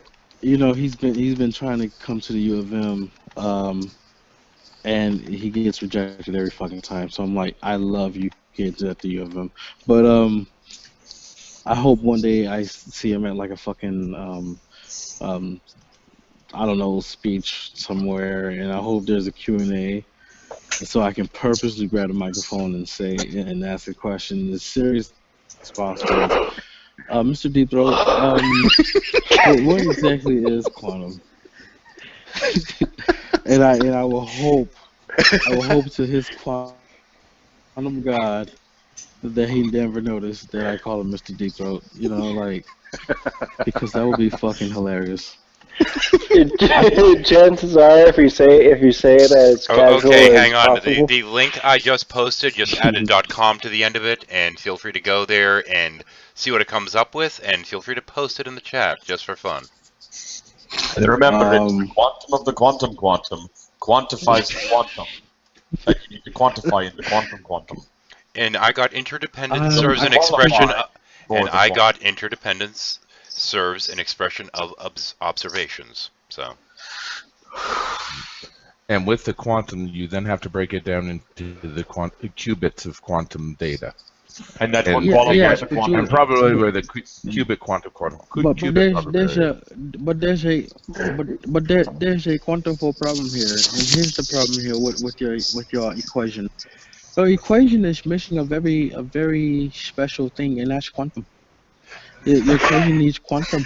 It has no quantum. But you have to keep in mind, the ego is reborn in pure experiences. Your movement comprehends subjective love, and of course, the world transcends formless morality. I mean, we have to keep in mind that our consciousness mediates on spontaneous positivity, and the soul constructs cosmic neural networks. Can you guys believe the orifice is the ground of being that gives birth to consciousness. It shoots out after enough pressure is given. No, that's incorrect. The unexplainable imparts reality of mortal happiness. Wait a minute. Infinity differentiates into infinite creativity. The quantum physics unfolds into species-specific mysteries. I don't want to stop you in your speech, and I'm proud of you. I don't want to interrupt. But but can you people really believe these fuckers? Can you believe the crap that they're saying? They know nothing about quantum. Well, the knowledge is inherent in the flow of space-time events. But it's not inherent to quantum. But you have to keep in mind that the universe results from innumerable life. Perceptual universe reality is quantum. alleviates a symphony of energy, and existence is is in the midst of descriptions of boundaries. Orderliness interacts with intrinsic brains. And where the hell's one of the birds or bats things? Damn it! I want a good one. If I have, can I? There, elephants or horses? I got it. Elephants or horses. There we go. I just want to rebuttal Mr. Shadow, really quick, just real quick, okay? So you said that you said a bunch of bullshit. Okay. I don't know if anyone else noticed, if anyone else was in here and they noticed, but he said nothing. He said nothing at all. Okay? You're gonna waste people time? You're gonna waste people time. Okay, now back to importing stuff. The quantum is very quantum. If you don't have a quantum life, you will never truly understand quantum. Okay, hang on. Lunatic Robot actually posted a little bit of a challenge here. Which is the real tweet, which is fake? First option. True self is not in time. Second, qualia is in the midst of the flow of mortality. Oh shit. Question not understood. The first one is the real tweet. That's I will say that too. God. Oh my God. Qualia is in the midst of the flow of mortality would actually be off of the quote generator. I swear, him and fucking Chuck Norris and Jaden Smith go to the same fucking pious teacher grammar.com fucking guru.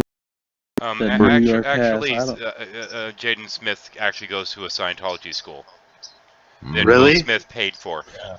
Oh, paid for them to fucking build it. Chuck Norris is a BAC, born again cunt. Yeah, but Jaden Smith is being raised in a Scientology school. I said, Is that why he says all that weird shit about the galaxy on his Twitter? Yes. Yeah. Oh, that explains it. Heathens. What I said was, I'm looking at your Twitter generator here. Transcendence gives rise to an abundance of brains. Yeah. Wow. You know who else get abundance of brain? Hey-o.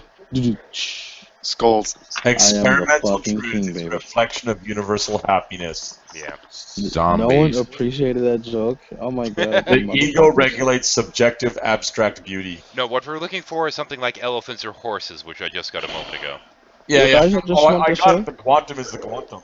The qualia of the elephant is subjective, and that it turns the universe into the horse. Wait a minute. Are you mocking me?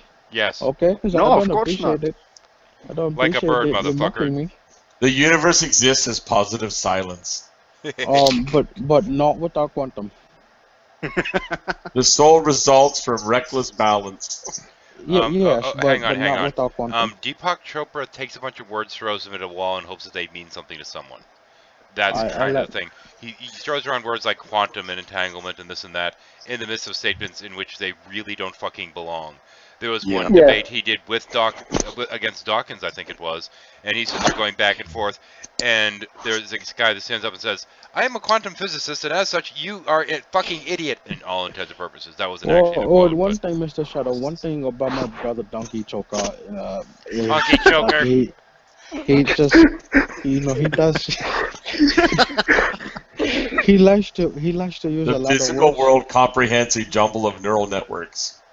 He likes to throw a bunch of word salad, but I one up him in that, and I like to jump in what I like to call a word buffet, and but I sprinkle a lot of quantum. My quantum is my seasoning. Let me just say this. Do you color your coffee with quantum? Quite a bit of it, yes. Yes. I will say this. I know some Indian people because I work in an Indian company. And my boss that is was like real. Never mind. That's racist. My boss. Wait, how's that racist? Either way, my boss, my boss's boss, is way, way, way, way, way smarter than him on a sufficient level. I'm pretty sure this person ever knew about this person, they would denounce him and make fun of his ass. My cat is smarter than Deepak Chopra. Yeah. Because my cat. Hang on though. In honesty, he does occasionally say things that are somewhat profound. Well, Yeah, that tends to a bunch of happen when you monkeys. throw a bunch of words at a wall. Eventually, Put a you'll bunch get of something monkeys that's on not typewriters, you'll get Shakespeare. Come on. My cat has been doing experiments with gravity now for about 3 years, and she's pretty much figured out how it works. Well, here's the thing: is he will say in terms of things that are put out there as official quotes and what have you. He will put things that like we will be exploring greatness and how we can be leaders who have authenticity and take responsibility for our well-being and social transformation. Now the problem is once he explains how you have the social transformation, it's quantum horseshit again. Huh. So it's Yeah. like he started out with something good and then just fucked it up. Well, that's the thing what is, you're saying. yeah, I mean, the thing is you have to put in things that, oh yeah, that makes a lot of sense, and then you throw the batshit in with it. But you need, and I think if I remember correctly, it's roughly 2 common sense per piece of shit until you get rolling, and then you can move to just pure piece of shit after you get to a certain level. But you have to start off with like that 2-to-1 ratio, yeah. I just want to put out this breaking news, Mr. Heathens. But the bigger the bigger deer has finished raping the smaller deer. Where's this happening? Right outside in my your backyard. Right in my backyard. By the way, there's another challenge. Emotional intelligence transforms visible possibilities. Quote generator. Or thought arises from the silence of pure consciousness. One is fake. The second One would of be them more is fake. likely, but honestly, they both sound like generator to me. Actually, the second one was. Has correct, anyone so- made one for Spirit Science yet? Ooh. That'd be really awesome. Oh. First, what you need Space is Jews. Okay, if you want to try and do one of those Nope, for Spirit time Science, traveling Hebrew. yeah, that's true. It's time traveling space Hebrews. Yes, because apparently that's much more reasonable to his followers. Yeah. Yeah. If you wanted to do something similar for Spirit Science, what you'd have to do is you'd have to start off by learning what some of the actual precepts are for some of these weird mysticism beliefs, and then what you need to do is present them all incorrectly. Yeah. Because Alright, even in terms of the woo, he's wrong. Yes, a fractal of the whole. What the fuck? And then you have to Fraction introduce retard. sine waves. Like, what the fuck? Yeah. Like, Wait, hold on, stop here. You mean to tell me that Spirit Science is into time traveling space Jews? No. Yes. So he's basically just History of the World Part 2. It's bullshit. No, it's. Well, no, because History of the World Part 1 and History of the World Part 2, it's made as a sequel because it's part of the joke. It's Jews in space. Yeah. Yeah. So is that what his woo is all based on? No. Okay. No. Now the thing is, the way he presents it is, once upon a time, essentially, we had little humans on Earth, and then what happened was they made this big symbol, which was supposed to be kind of like the Tree of Life. However, in his rendition of the Tree of Life, instead of it having the proper, 11 positions, I think it's supposed to be, or 12, it actually has 2 additional ones, one at the top, one at the bottom, and it's missing the actual one in the center. So it has 2 that don't belong, and it's missing one. The one that's missing, incidentally, is the one that's missing. Yeah, it has one at the top and one at the bottom that's added, but the one that's missing is actually kind of in the center. It's the hidden position on the Tree of Life, which is met. It's the death, underworld, etc., oblivion, that kind of I thing. like the top position. I'm sorry for you. That's great, Carson. Now, what happened was when they built this thing on Earth, of course, all these positions have to be filled, so life would find a way to fill them. And there were 2, which shouldn't have been there to begin with, which weren't already filled by the humans there, so aliens came to fill them. First, you had the space-traveling Hebrews that were really good with numbers. Sorry, the time-traveling space Hebrews that were good with numbers, and they came down there, and they were all wonderful, but, they couldn't really understand empathy and what have you. And then the Martians came. Yeah, And the they Martians fucked killed it the up. other one, and they fucked it all up by being aggressive and being on a lower dimensional And frequency. lower dimension with negative bullshit. And because So of all this, they opened a rift to lower dimensions, and then all the Thetans came in. So it's Scientology crossed with Celestine prophecy crossed with. Shadow, I made a total of 6 inappropriate jokes out of your explanation. Yeah. Yeah, yeah. But the thing is, if you sit there and you use Mortimer's light on them, these space Jews, they get very angry, and they will actually, and his followers will say, "It wasn't space Jews, it was time-traveling space Hebrews," and it's like, yeah, that's so fucking much better, I guys. crashed again. Face juice. Who crashed? Time-traveling space Jews. Well, no, it was Don't have actually. a space He Jews. introduced it as Space Jews first, and then continued onwards. Space juice. He tried being smart about it, and he's like, no, but we're all space Jews, you see, because Look. we originated from them. Some bullshit. Look, Jordan went plaid ages ago. Oh, space juice. No, he was And you saying have the current Jews originate from them. Sorry, correction. Time-traveling space Jordan went Hebrews. plaid. What? Go watch Spaceballs. You'll get the joke. And then that Jesus was a descendant of the space Jews. I'm pretty sure that's what he said. Yeah, he was one of the transcendent masters that were sent from another planet to try and help teach humans along with Buddha and all the others, yeah. Yeah. Wait, can I say something that, and I really want you all to reflect on this, okay? Try not to laugh, alright? But all right. Tell me that this is not fucking funny for no fucking No reason. guarantees on not laughing. Space juice. It's fucking funny. Okay. I think all that's right. called Pan-Galactic Gargle Blaster. No, don't say space Jews. That's insensitive. It's It's space time-traveling Hebrews. Yes, it's time-traveling space Hebrews. Get it right.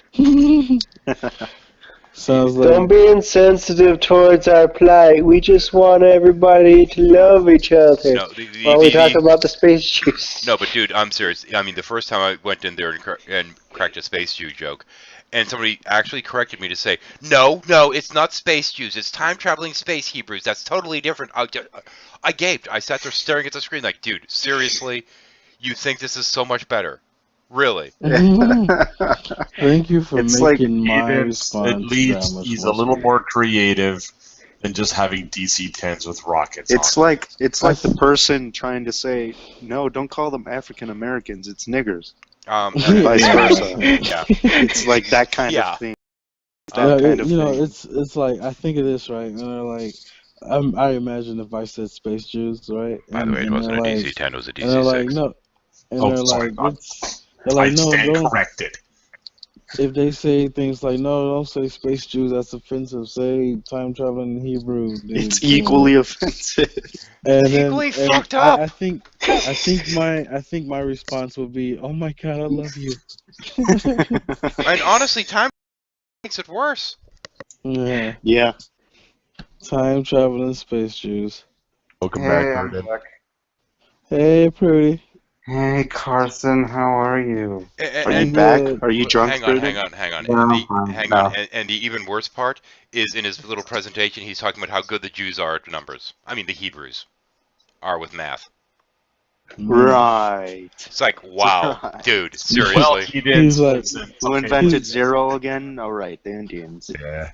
By the way, He's Carson. Listen, heathens. What's up? If you're going to be What's up? time traveling and going through space, you've got to be good at the math.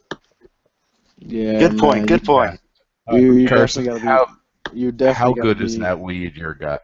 You definitely gotta be good with the math. If you imagine you're time traveling, like that's just. Yeah. No, wait. Definitely No. good with No. I said math, not meth. Same thing. Carson, how good a weed do you have right now? Oh, I am enjoying what is known as what the fuck is this? The hot haze de madre, Ooh, or madre haze. I haven't heard of that one. Yes. Which is Mother Haze. as it translates to. And basically, it's an upper, which I really ought to be doing indicas right now. Yeah, I'm doing sativa right now. Fucking shit, I gotta go to bed. But it's a sativa, it's an upper, and basically I do this during the day most of the time when I'm at work. I'm operating a fucking forklift, by the way. Yep, I hear you. Yeah, it's really great. It's known for it's really intense head high. Yeah. And it really does relaxes the shit out of me. So that's why I sound like I'm half dead, but I'm wide awake. Damn, I'd like to try that. Anyway. Even just on a crazy note here, I am searching Space Jews, and I did find pictures of the little spirit science sock puppet people. Yep. So yeah. There, If you do a it's search funny for it, because you'll also get reference to Martimer. So yeah, double check that it's not from his source. Oh, by the way, you also get pictures of Watto from Episode 1 of Star Wars. I think what's interesting is I thought at first watching Spirit Science that the little cartoon puppet bullshit was just because it was a cartoon and they needed a character. But no, he actually explains it, and it's some weird Spirit Science-y shit. Oh, what, they're like physical representations of souls or something? The astral body, I think. Oh, something like that. He fucking looks like muddy the he waters looks like spirit science talk. He looks actually, if you look at the Teal Swan video opening, which was done by Spirit Science, it's it's pretty much the astral body. But the patch is also representative of something else. I don't know what the hell that was. That little, it looks like he had his brain removed out of it. You know well, that explains a lot. Well, I mean, you guys are talking about the little sock puppet thing, right? Yeah. Like, is it just me, or did that motherfucker look like that thing from Invader Zim? Yeah. No, he looks like the puppet from Number 9. Yeah, that's it. What looks like Invader Zim? Oh fuck, we're in overtime already. Damn it. Okay, we have 10 viewers. Should we just fucking keep going into overtime or what? What do you think? 10 viewers, how you doing? Overtime. 10 viewers, how you doing, baby? How y'all doing? No, Carson's got a pimp now. All you sexy ladies out there that might be watching. You insomniac motherfuckers. Yo, if you single, hit me up, ladies. I'm single. All right. He's trying to say he's keep got a going. Keep going Yeah, for another 5 minutes. I'm talking to you, sitting there. Yeah, you. Right? Yeah, you. Okay. As I That's said, so wait. That's enough. I've got to cut in to be a douche for a second because it is we are entering the last week of the month and it's the time that I'm supposed to do this shit during shuffles and whatnot. Yeah. I do have Patreon if you want to support the channel. Blah blah blah. Patreon, Shadow Heathen, yada yada yada. Anyway, you can go to the channel, find it if you really care. Anyway, sorry. Go ahead. Yeah. I was just flirting with the 10 viewer, and you, handsome sir, you're very handsome. I'm glad.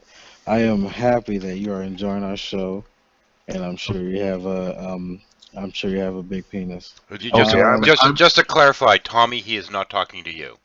Exactly. Yeah, no, Tommy. I'm getting flashbacks of Captain Jack Harkness from Immediately after that comment, you lose 1 viewer. No, actually, I gained 2. Oh. So Tommy Hall invited is like, friends. Mom, get on the web. Get on the web. You have to watch this. This guy, he's great, Mom. He's totally fucking hitting on me, Mom. Seriously. He's Talking about cute. the ass sex. He's like, Mom, he used to be a porn actor, dude. Like, dude has a Johnson that's like out of this world. And I'm sure you he might has sickle say it's a cell Magic anemia. Johnson, right? What the? I come right back into the room. Oh, don't worry, we were not talking about you, Verdant. You mentioned Magic Johnson. Definitely not you, Squid Boy. Not you, Squid Boy. You mentioned Magic Johnson. I'm thinking of an old AIDS video. You know who I thought had AIDS for the longest time? Fucking Charles Barkley. Like, I thought he was like sick with something. Like, I don't know if he was just dying. Maybe the clap. Maybe the clap. I don't He know. might, yeah, he got the serious clap, but he got a thunderclap. Did Freddie Mercury actually die of AIDS, or was that just a rumor that was going around at the I time? don't know. He was HIV positive. He was, okay. lesion. When they did the last album, he was very sick, exhausted. The medications were taking out. He was last stages. Oh, okay. I wasn't sure if that was actually But confirmed you or know not. who don't have AIDS? Cole Fitness. I'm Charles Barkley, and I'm just letting you know that Kobe Bryant don't got AIDS. I don't got AIDS. Shaq don't got AIDS. LeBron James don't got AIDS. You suck. Get off It's bedtime, Carson. Yeah, we're done. Okay. On a quick side note, I feel like I need to apologize to everyone. The Phoenix Suns. Oh, shut up for a minute. I feel like I should apologize to everyone because I didn't actually bother to record a hangout I was in earlier today, and it went offline, and I didn't even fucking notice it went offline. But Red, not Red Line, but my partner Red, actually had a conversation with Shamos. 666 or 999, whatever it is. Yeah. And How'd that they turn didn't- out? On they Nadia's didn't hangout, end right? it Yelling or screaming? No, but unfortunately, what's his name? Jeff, I guess it is, the libertarian guy. Came Jeff in there. Keller. Yeah, came in there and fucking ruined the hangout by being too wordy and being pushy and kind of a condescending dick. That was on Nadia's hangout, right? No, I don't know whose fucking can- hangout it was. Oh, really? I Yeah, saw Seamus was he's- in Nadia's hangout earlier. He's a nice guy and all, but We- he we- needs to shut up me too. Well, hold on now. We're not establishing a democracy in this room. This is a dictatorship. I rule with an iron dick. No, this room is a dictatorship and I'm the dick. Yep. I had to deal with a libertarian who was basically telling me how taxes was theft. Yeah. What? And how unions were destroying everything, even though I do concede that unions aren't always good. They're not destroying everything. And then they were like, it was basically his other thing he was saying is that people who are granting you rights are probably the same people who are infringing on rights too. People who claim to do that are also infringing on your rights, which is like the weirdest thing to say when it's like, no, these are people who are defining what it is to have a right. It was some random person on Twitter. Yeah, extreme libertarians are entertaining, Oh. we'll just say, and not in a good way. Well, Yeah. we do have. There's Frankly, best are right. I still Yeah. consider myself somewhat libertarian, but But you're not I- fucking insane about it, are you? no, I'm not. It's It's strange I- how I- defined these people are, and Are- yet are their you- ideas are so crazy. Are you basically referring to people like Jeff and Aaron? Yeah. Usually.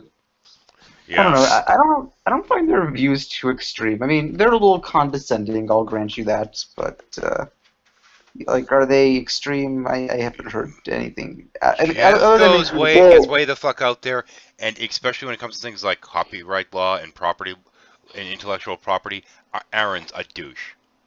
Yeah. Well, the thing is that I was arguing with was saying how the Fair Labor Act wasn't fair and wasn't beneficial to labor people, even though that's what gave us like overtime and what set limits on how long you could actually physically work a worker, as well as you have to actually provide them things like bathrooms. And incidentally, I'm referencing Aaron Voluntarist. But Yeah. That can't really be his role. no. Because I'm like, is he a voluntarist? No, that's just the idea he's using, and I'm probably pronouncing the last part wrong, honestly. Yeah. But I've gotten into it with him multiple times about intellectual property, because he seems to think that the world would be better if nothing was copywritten, and the second everything was out there, whoever wanted to could just grab it and market it, even if they can market it better than you, and it shouldn't be considered your property. And oh yeah. Wow, that's kind of And weird. even more so if there was no copyright and anyone could take or quote borrow, basically steal in my mind, from any artist or any writer or anything along those lines and do whatever they wanted with it, that the media would get better. No, hell no. Well, I don't even want to pose an offense to that because it's just so stupid.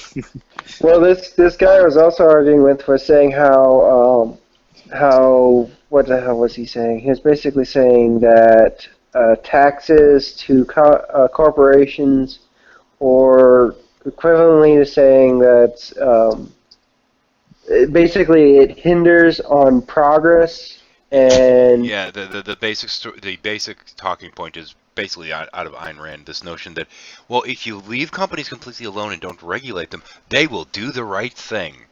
Bullshit. Yeah, let's actually examine that. What's currently going on? I think it's India or some. There's actually countries in which they have child labor currently going on. I can't remember where exactly it was. Oh, right, it was India. No, it's Mexico. Actually, Mexico. They're using, really? Yeah, they're using labor there, and it is the fruit they get from Mexico. But the amount they're paying them is extraordinarily nothing. They could barely live on it. I could buy that. Yeah. Yeah, and it was actually on the Al Jazeera. I could see them doing. Yeah, another that was actually an Al Jazeera report. Another libertarian thing is abolishing minimum wage, and I've heard some even claim that we should get rid of the work laws pertaining to children. Oh, yeah. God. The thing is that what people don't realize is that the Industrial Revolution was what happens when you have free market capitalism unregulated. Until the Fair Law Act came in, there were no regulations. Fair Labor Act was a defining on what the workers' rights actually were. Yeah. And that's sold to the company store. Yeah. Oh, wait. There's actually a part of child labor laws. Like, I agree that there's a certain age limit, but I don't see really the big thing that's wrong with a 13 or 14-year-old working. I think usually the minimum age. It depends. It varies from state to state, but in the U.S., you can work as young as 15. Yeah. I think. Well, the thing is that you have to allow children the time to focus and on their schooling, and if you work them too young, they won't have the ability to focus between the job and their school. That's actually what goes into my later point about education. There are some people, there are some kids, around 13 or 14, who just don't give a shit about education, and it's pretty clear that's how it's going. That's going to be their attitude later in life.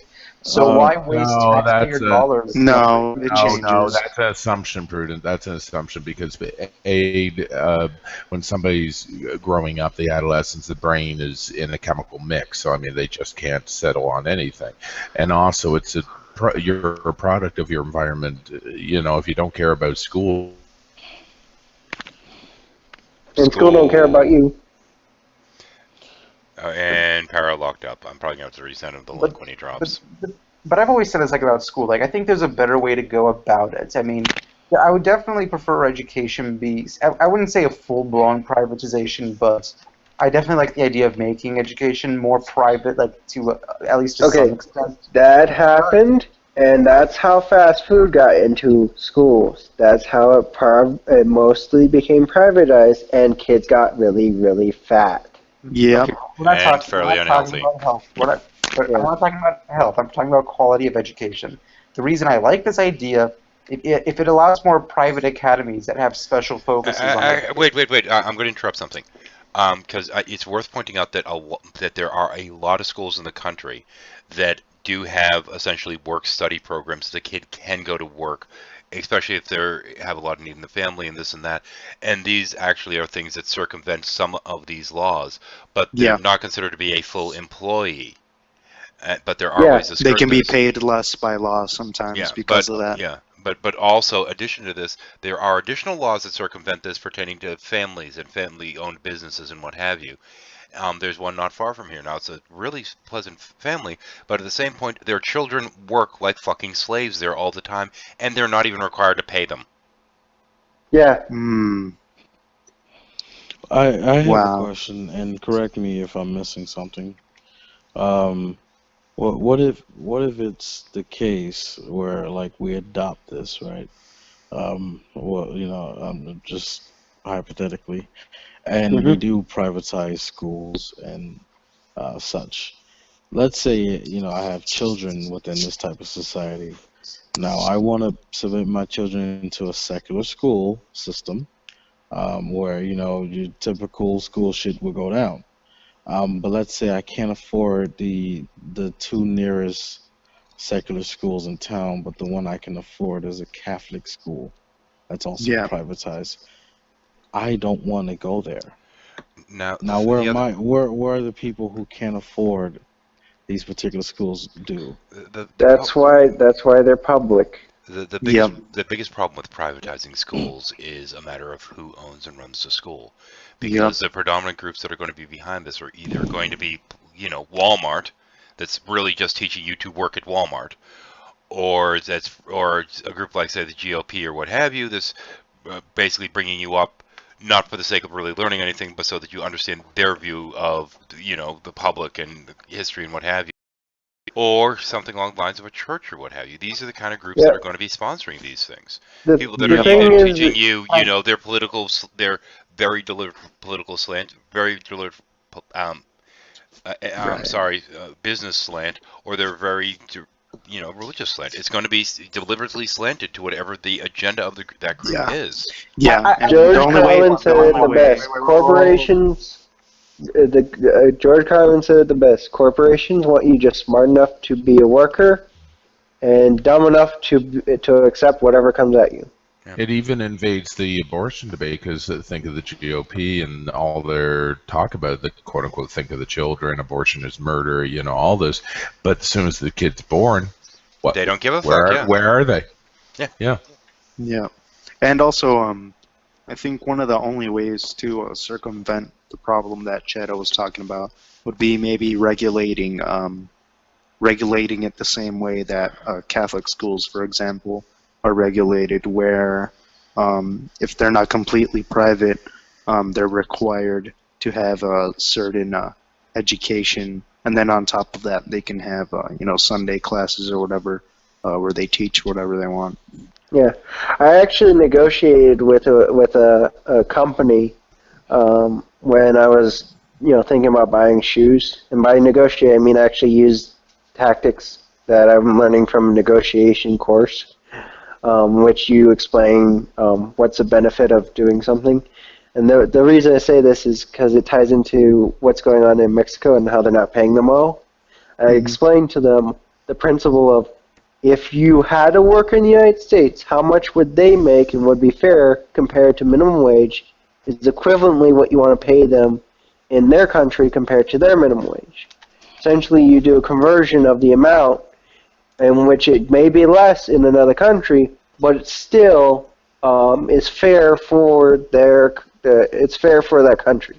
Basically, if you had a $35,000 job, here would be about 4,500 in Poland, but they still make a decent living and can live a pretty good life with that amount. Incidentally, I don't know if I'm assuming you can hear us now because I know that you're frozen, finally unfroze. I did resend you the link externally just in case you needed it again and had to rejoin. Yeah, I got that. I don't know what's going on with that. I don't know if it's Chrome or my internet. It's been damp here the past few days, so the copper lines, Yeah, have. I'm actually amazed we're still broadcasting, see, because my bit rate's been low most of the time I've been in here. Yeah. But yeah, I basically also told the corporation that if they get ahead of it, if they had any issues, that they wanted to make sure that they had mystery employees, like mystery shoppers, because a lot of Indian companies like to hide like stuff that they do wrong. They will make sure that the employer doesn't be aware of them.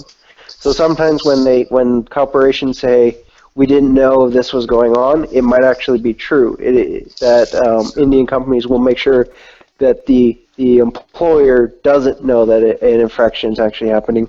And sure, while they're there investigating, they get paid, the amount they're supposed to, that the corporation says to. Once the corporation investigator goes home, they go back to a regular salary, and the employees will do whatever the corporation whatever the management tells them to say, is what they're going to tell them. The whole thing about conspiracy theories is mostly it's not coordinated anything. It's just incompetence and corruption that incidentally looks like conspiracy. You know, like when you get warnings from very different countries as well as very people in your own staff that there's a terrorist attack that's likely to happen, you pay attention to them. Yeah. Well, what I'm talking about with the Indian companies, their bonuses and pay depend upon their employees, lying, basically. Is a good portion of how that happens. A bit on the drugs too, especially with the easy open door access to doctors pushing drugs, and they'll push some parts of that drug distribution isn't necessarily the pharma, but it's them just trying to market for other things. There was for migraine, they said, but it was an antipsychotic and it shouldn't have been, or something. I mean, there's numerous medications that have been retasked, as it were. Yeah. Yeah.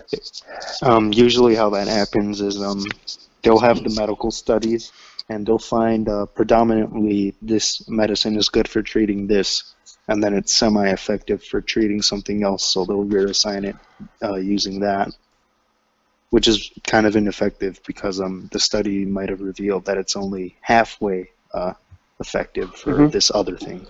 I'm not sure the stats on, I think it's Xanax or Zantac. It's less cravings for cigarettes. Less cravings. Yeah, less, not Wes Craven, but less cravings for nicotine, right? But it was listed as a side effect or seen as a side effect. Yeah. But they're now marketing it as a non-smoking aid. Yeah. Well, they're supposed to do, independent tests and stuff like that. Yeah. Like blind trials. Yep. Yeah. Real quick, I gotta get going because it's late and I've been having stomach problems all day, so I'm gonna I've heard go. rumors that it might be late, yes. Yeah. All right. See you guys. Take care. Nice seeing you again, Reality. Man, nice seeing you. All right. Have a good one. Yeah. Peace. See ya. Just out of curiosity for everybody here, just because I'm wondering, if you read in the newspaper that the company was paying workers less than minimum wage, but when you did research, you found out that that amount they were paying them was well above what the country's minimum wage was, and was pretty good. Like they could afford like a car or something over time. Yeah. Would you be fine with that? Okay. Hold on. Well, you're talking, cost of living differences as well. Yeah. What I'm saying is, like, in the United States, it would be less than our minimum wage. But in another country, it would be like I think 50,000 Zen tax or something. Yeah, like if I knew that their economy was stronger, and perhaps a lot better sustained, then perhaps I'm fine with it. I mean, like if they could still afford a car and all this kind of stuff, yeah. And you're saying it's equivalent to our minimum wage or equivalent to below our minimum wage, they seem to still be doing fine. So therefore, I don't know how that equivalency would work. Yeah. Well, what I was saying is, like in Poland, it's like $4,500 for a $35,000 job. Okay. Yeah. But are they able to but in terms of their cost of living, how does that compare? That's where the question comes in. Well, like rent, their minimum wage is like $400 and the amount, I have to remember how to convert it, was a lot. Hold on. Basically, rent is a lot cheaper. If 400 there, let's see. Let me look up Poland dollars. I'll get back to you on this. I mean, this is kind of the thing. I mean, you say, well, it'd be the equivalent of less than our minimum wage. Well, if our $7 is X amount over there, and they're being paid less than that, but the typical worker there makes a different amount as well. It's kind of, I mean, once you start getting into all the math there, it's kind of a pain in the ass. Yeah.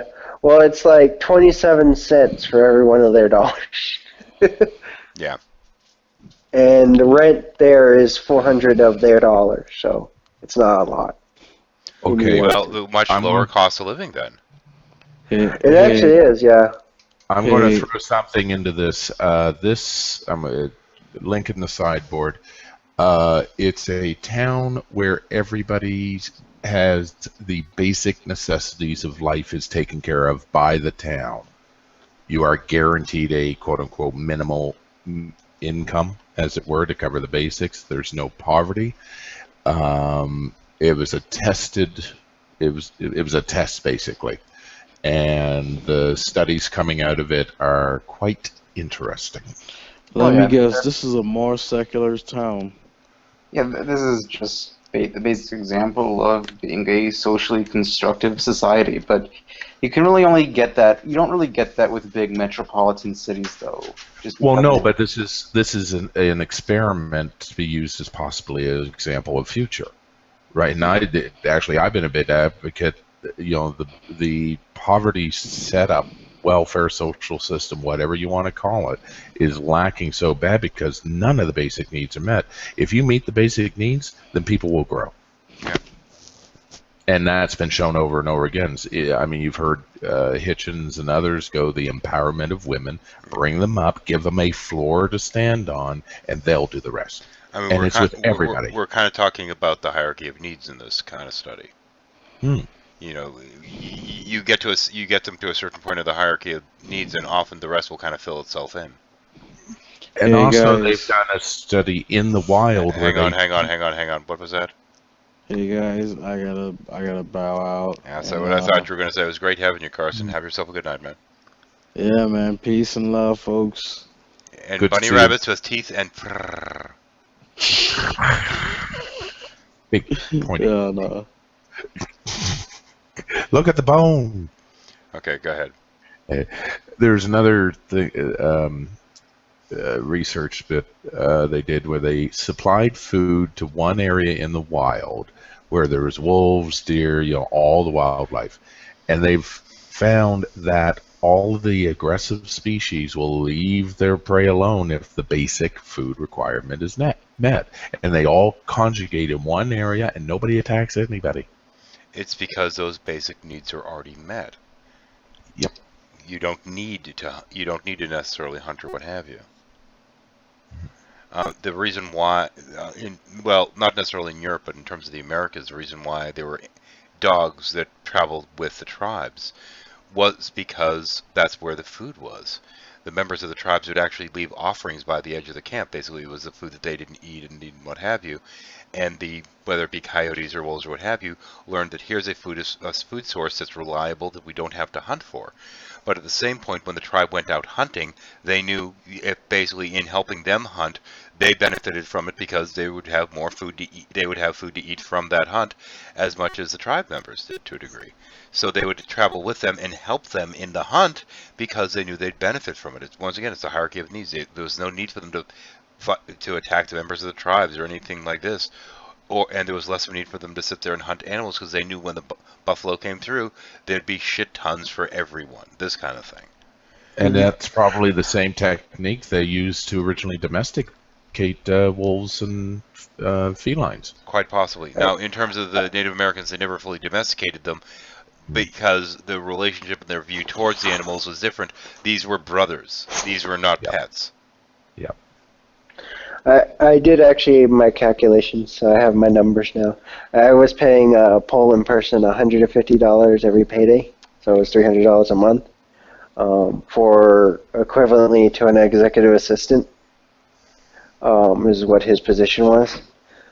But it is rent was 400 his dollars, and so 150 Poland dollar, 150 US dollars converts to 500 Poland dollars, 550 Poland dollars. And this was during what time period? This was twice monthly, or? Yeah, this is twice monthly, so I pay him $150 every time I got paid. So. Okay, now in the U.S. as things are now, in terms of somebody that is paid enough that that slightly less than 50% of their income goes to rent, if slightly less of your income is going to rent in the U.S., you're not doing bad. Yeah, it was actually $300 was his rent. Yeah. I think recent studies have shown also that North America, most people is hiring U.S., but most people are paying 57 to 60% for housing at the moment. Well, back when my parents were kids, because I mean, I was raised with this notion that you shouldn't pay more than a quarter of your income in rent. You don't have that option in the U.S. anymore. Not in most places. Yep. Not unless you want to live in the fucking slums. Yeah, actually, what the place I'm currently staying at, the one bedroom is $900 a month. I mean, the calculation for Texas is they will actually tell you basically that they will not rent an apartment to you unless unless what is it? You have to be making what is 3 times? No, no, it's not 3 times. It's like your income can't be less than like 60% of rent. No, it's the rent can't be more than 60% of your income.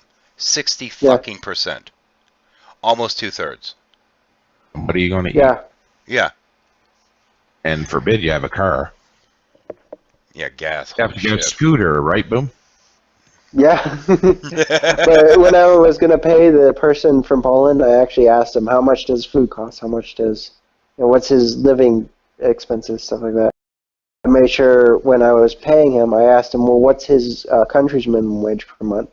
He said it was $400 his dollars. So when I looked and I saw the amount he was actually getting was over $1,000 of his dollars, I figured that was pretty decent. For, hang on a second. Are you reading the live chat at all? A little bit. I think Strawman's kind of arguing with you. I don't know if you're paying attention or not. Yeah, it just kind of, I saw him a little bit. I kind of figured, this conversation's not going to go anywhere, but if he wants to keep it going, I can go. Well, the standard age agreed upon it, which was appropriate to work, was what, 15 and a half, pretty much? And it does vary state to state, but 16 and a half depends. I don't know. Just want to mention, you brought it up with Strawman's comment there. There was a good hangout a couple weeks ago or last week with the History Revolution, Rich, the Bombo history man, Gary Edwards, Ozzy, I think. They were talking about childhood and the whole definition and the supposedly of losing of childhood, but then they talked about that definition of childhood, or childhood is a new concept to us.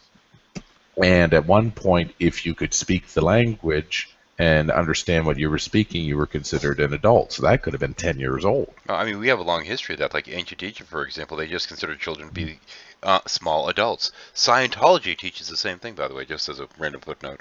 Yeah. Yeah. So by the way, childhood thing is just new, really. Mm-hmm. But by the way, the whole thing that got me being fluent in conversions and stuff like that for other countries' income was when I was reading an article about a feminist company who was paying women workers $1 a day in India. So what I was trying to figure out was how much would these people actually need to be paid to be considered a decent wage for like factory workers. Hey, Christina, are you off work? Hang on, Christina. Girl, you off work? The link's down there if you want to come in. Anyway. Yeah, the actual amount was like $250. The amount was $250 a day. So for factory workers in India to meet minimum wage requirements. Damn it, she's to basically compare to minimum wage, they should be making at least $250, which is slightly over minimum wage in India. She's also popping in when we were starting to wind down. We're running low on people in here. Incidentally, those watching, the link is in the description. You can join if you'd like. I mean, Carson left, so I know the party's mostly over. And don't worry about the stereo squids. Yeah. Actually, we had a problem with that earlier with one of the two IDs not falling out of the call properly. Yeah. Google's probably tweaking things again. Well, considering that the Hangout randomly ended earlier, granted, resetting the Wi-Fi did fix it, but I'm wondering what's up with that. Well, there's been a lot of having to rejoin multiple times in succession tonight. Yeah, Google's been a little bit messy to say the least. I'm actually surprised we managed to keep going as long as we did, quite frankly. I was worried about an hour ago that well, actually more than an hour ago now, at about the 1 hour mark. I was worried that we weren't going to be able to keep the sucker going, because even after resetting and joining back in here, my bit rate, that's the rate at which data comes from my system to theirs, has been fairly low, and if it gets too low, it actually will disconnect. But we've been good so far. We're still going. No real caching or anything. I'm kind of surprised. And the stream still looks fairly good. Yeah, my bit rate's not great because of my ISP, but usually it's about, I don't know, 1600. It's been about 1000 all night, and if it hits about, I don't know, somewhere between around about 700, I think it'll actually drop me from being able to broadcast. So that's, I think, what happened earlier. Yeah, it was set to well, you've got it set to what, 720p, so that would be too low for it. Yeah. Oh, and by the way, since Jackie's not here, and I'll do it softly. Puppies. Yeah, they're finally simmering down. They had been doing the I want to go out, I want to come in, I want to go out thing for a while there. I think they tired themselves out walking in and out of the fucking door. Pains in the ass. I love my puppies, but they're pains in the ass. Yes, I'm talking about you.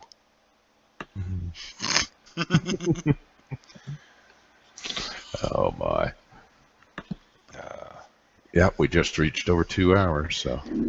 Oh, is it actually giving you proper time? Because it's not on my end. No, I'm checking putting my arrow at the start of the stream. Actually, after it hits the 2 hours mark, it doesn't track it anymore. Oh, you're right. Yeah, because I did one that was like 4.5 hours, and it was still telling me 2. That would have been the Lurkers Lounge earlier, which, incidentally, I was going to run the lounge during the majority of the day today, but then Redline had his little clusterfuck. And the moment he started that up, there was a comment made, because I shared the link to it. I'm like, oh, Redline's doing one of his clusterfucks. And immediately it went from like 10 viewers down to like 2. I'm like, well, fuck, one of those is me. So I just stopped it at that point. Because everyone's like, oh, a clusterfuck, yay, drama! Now, granted, that was the first of the 2 hangouts he did today. Apparently the second one, I don't know whether he's changing it to unlisted or not, but the one with Tommy, he's just going to delete because it was too fucking painful to be worth leaving online. What do you expect, Tommy Hall? Oh, that thing was fucking disaster. Well, we had Arcane in there, too. I missed that, thankfully. Oh, yeah, he got I would the have to get the knife and slit my throat. Oh, he got the boot, but he was in there for a little while, and his connection was horrible, and he was sitting there trying to talk over everyone, but nobody could really tell he was trying to talk over us other than an occasional click, which was kind of funny. But, oh god, that idiot. Arcane, he's a special snowflake, isn't he? Oh, yes. He was claiming that you cannot measure or weigh a concept. And I said, well, technically you can, because it's all, brain activity. You can sit there, you can measure the different impulses in the brain as you're actually thinking of the concept. And for that matter, if you really wanted, you could, estimate the weight of the neurons involved. There are ways we could theoretically do this. And he's like, no, it's all external to the mind. None of this happens inside the body. I'm like, based on what? And me having had a stroke, I'm like, listen, dude, fuck you, basically. Because, my mind telling my body to do something does not mean my body's going to necessarily do it, apparently. Mm-hmm. By the way, I was wrong. It was like $1 an hour, but it's actually $2.50 an hour. Still sucks. Sorry. Well, no, that's India. That's what it's seven. The minimum wage is like $7.50 a day. Yep. No flashy boom boom tonight. Yep. No, there was a little bit of flashy boom boom talk earlier, including some really bizarre sex tips. But anyway, you missed that. That should frustrate her.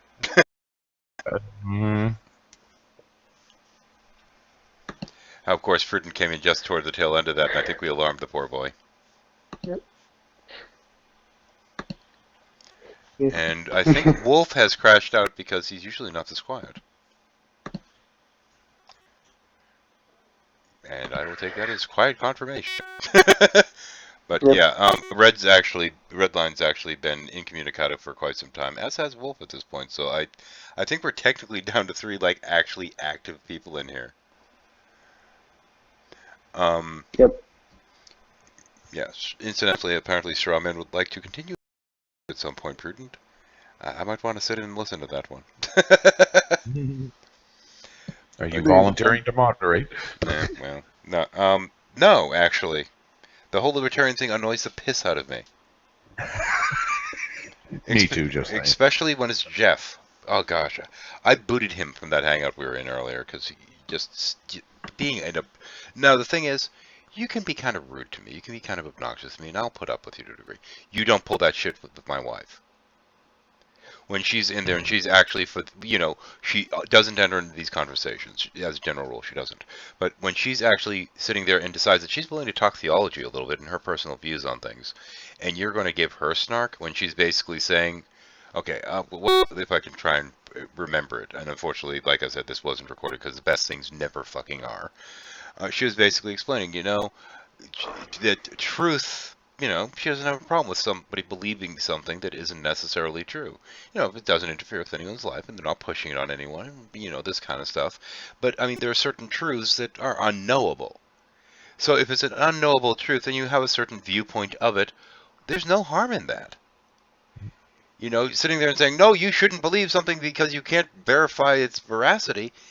Well, that's a fine and dandy position to take, but at the same point, when somebody has a hole in their logic, we fill it with things. And as long as it's something that's not necessarily detrimental and you're not pronouncing it as being, an absolute truth of that proverbial big T, which we always talk about what bullshit it is, and you're saying, well, this is my viewpoint of it, this is a truth, this feels right to me or what have you, I don't see any reason why we need to sit there and necessarily pounce on everyone. This is what dogmatic atheists said, no, everything must have actual proof. No, I'm sorry. There's a point at which, there are some things that... Okay, and in my case, I'm a Jungian, I like the notion of the collective consciousness. And this is something I mentioned during the hangout, which, as I said, unfortunately wasn't recorded. I'm a Jungian. I to some degree believe in the collective consciousness. I think it's a subconscious thing, and in some fundamental way we are connected in ways that we don't fully understand and aren't readily available or, But I find this to be useful in my life. Yeah, do I recognize this as a bit of a dogma? Yeah. Do I acknowledge that this is something that's very likely, probably doesn't have any real truth value to it? Yes. But I find it useful. And I don't think there's a problem with that, especially if you acknowledge that it might be true, might not. Who the hell knows? But at the same point, if it's useful, the idea of karma for many people is useful. Does that make it true? No, but the idea that, whenever you do something shitty to somebody, you're going to get some shit coming back at you, well, this can be a useful viewpoint, especially if you tend to do shitty things periodically. You're going to be weighing what your potential action is against the potential consequences. This can be useful to people. Does this mean that you must sit there, jump up and down and say, but we don't know that that's true, so you should not believe it? At that point, it's like, okay, you're kind of being a dick. Yeah. I mean, there are dogmas that can be useful. Yeah. But anyway, I guess I'm soapboxing again. But the thing is, you don't sit there and pull that out by being a snarky douchebag and being condescending in your language when dealing with my wife, especially when the mod's given me control panel. Mm-hmm. And I have to admit that everyone in the room seemed kind of relieved when he was ejected, because then we could go back to having a conversation without his, long-ass diatribes. Well, a conversation. It's like, dude, just stop. No, you don't put words in my mouth. And I wasn't putting words in his fucking mouth. I'm just sitting there saying, and at one point I made the comment, I'm like, here's where we start talking about perceptual lenses, because that's where I expected my wife to go next. And he's like, well, that's not what I'm talking about. Don't put words in my mouth. I'm like, I'm putting words in her mouth, retard. Of course, he wouldn't let me talk long enough to say that. Instead, it's this accusation of putting words in his mouth. So yeah. It was just fun. But in any case, wait, who's doing all this crap? Jeff, what's his face? I don't remember. The Libertarian Jeff. I don't know the Libertarian Jeff. I don't know. Personally, I like... Now, the punchline is, up to this point, my wife had been having a discussion about theology with Shamos. Now, I think I have some subscribers that would have paid to fucking have admission to that shit. Because it's like, ooh, the person that has a degree in world religion that we hear about so fucking much, in a discussion about religion with Shamos, which started off with the line of her stating that she doesn't think it fucking matters whether Jesus existed or not. Yeah, it doesn't. But, you know, starting off from that point onward, and then Jeff wants to make it about, well, you know, him sitting there basically wanting to, well, you believe things that you don't necessarily know are true. It's like, well, dude, don't be a douche. The adults were having a conversation here. Yeah, there's a lot of things that people believe in that they don't know necessarily are true. Like that's a lot of things. There's a point at which you are not having a real discussion, you're just kind of being a douche. Yeah. And at one point, you know, he's like, well, you know, I think you might be underrating yourself. I think when she said that she doesn't like or doesn't have interest in philosophy, I think you might be underrating yourself because I really think that if you wanted to spend the time to commit to study it, you could understand it. It's like, dude, really? She said she doesn't have an interest in it. One of the things, though, is that I believe that I'm a good driver, but I don't know if that's necessarily true. And that's what allows me to drive home and to work. Because if I didn't believe that, I'd probably crash. Well, you got to be a good driver, Boom, because to avoid everybody else on that scooter, you got to be a good driver. Yeah. Because there are some people out there who will just try to make you road pizza. Well, I also know a lot of people that the more they insist they're good at something, the worse they get at it, so let's not encourage them too much. But no, that's me playing, of course. But I mean, this is kind of the thing, because in terms of this whole stupid fucking debate that goes on around us, because I haven't really participated in a while, because I'm fed up with it, both sides, frankly. I find there to be so much intolerance on both sides, because there are things that are benign. There are plenty of things out there that aren't dangerous, that, you know, whether it be, you know, there are some people that it kind of strikes me that it's like kicking puppies to a degree, you know. It's like somebody sits there and says, well, you know, this comforts me. Well, if something gives somebody comfort, it's not my job to go out there and say, but it's bullshit! No. Well, I wouldn't let someone kick a puppy, but, because that's what it sounded like, if it gives someone comfort. And I was like, no, don't kick the puppy. But at the same time, Puppies it's like big an fucking imaginary... teeth, by the way. Yeah. It's like an imaginary friend. If a child has an imaginary friend, it's not like that's automatically going to hurt someone. But then again, if you have the child with an imaginary friend where they talk to each other, they talk about stabbing people in the face, that may be some concern. Yeah, well, I mean, at the same point, I'm not, you know, it's more like I'm not going to walk into a school just to make sure that all the kids know that Santa's not real. Yeah, because exactly. obviously it's such a horrible thing to believe things that aren't true. Yeah, or that you necessarily know are true, and that you know. Not everything we believe we know, and not everything we know we believe in. But yeah, you know, you have to walk into that kindergarten and say, "Okay, kids, I want to make sure that you all know that Santa Claus isn't real because you shouldn't believe false things." What? Yeah. Is that somehow harmful to them, or what the fuck? Yes, don't be a douche. I mean, that's kind of the message. I mean, there's a tendency on both sides to just be a douche. And try not to be that guy, you know?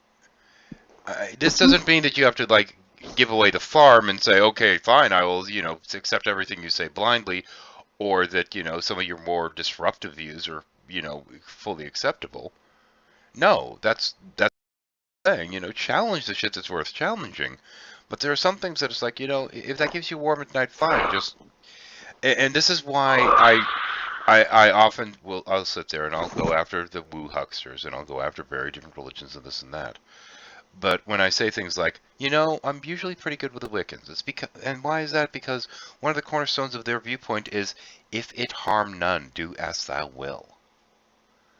And unfortunately, the Christians don't seem to take that on board so much. They're all just like, do unto others that you'd have them do unto... But that kind of notion I like. The idea of trying to find balance in your life in Buddhism, I like that. The notion of the collective consciousness, I don't have any real reason to believe that it's true, but I like it, and it works for me. This notion that we're all fundamentally connected. And whether it's true or not, I'd like to think that maybe it is, or that there's some truth in it.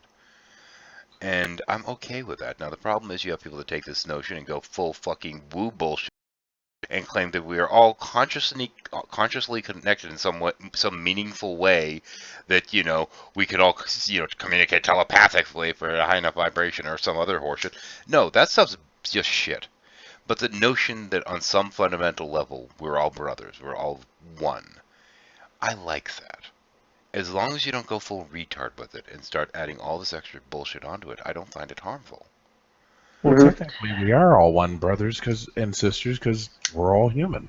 But the thing is, this to me adds a little bit more meaning to that notion. It adds a little bit more meaning in that it makes it a little bit less abstract, you know, millions of years removed. It adds a little something for me, and I'm okay with that. But do I consider it a dogma? Yeah. Do I insist that it must be true? No, I don't. And this is kind of the point.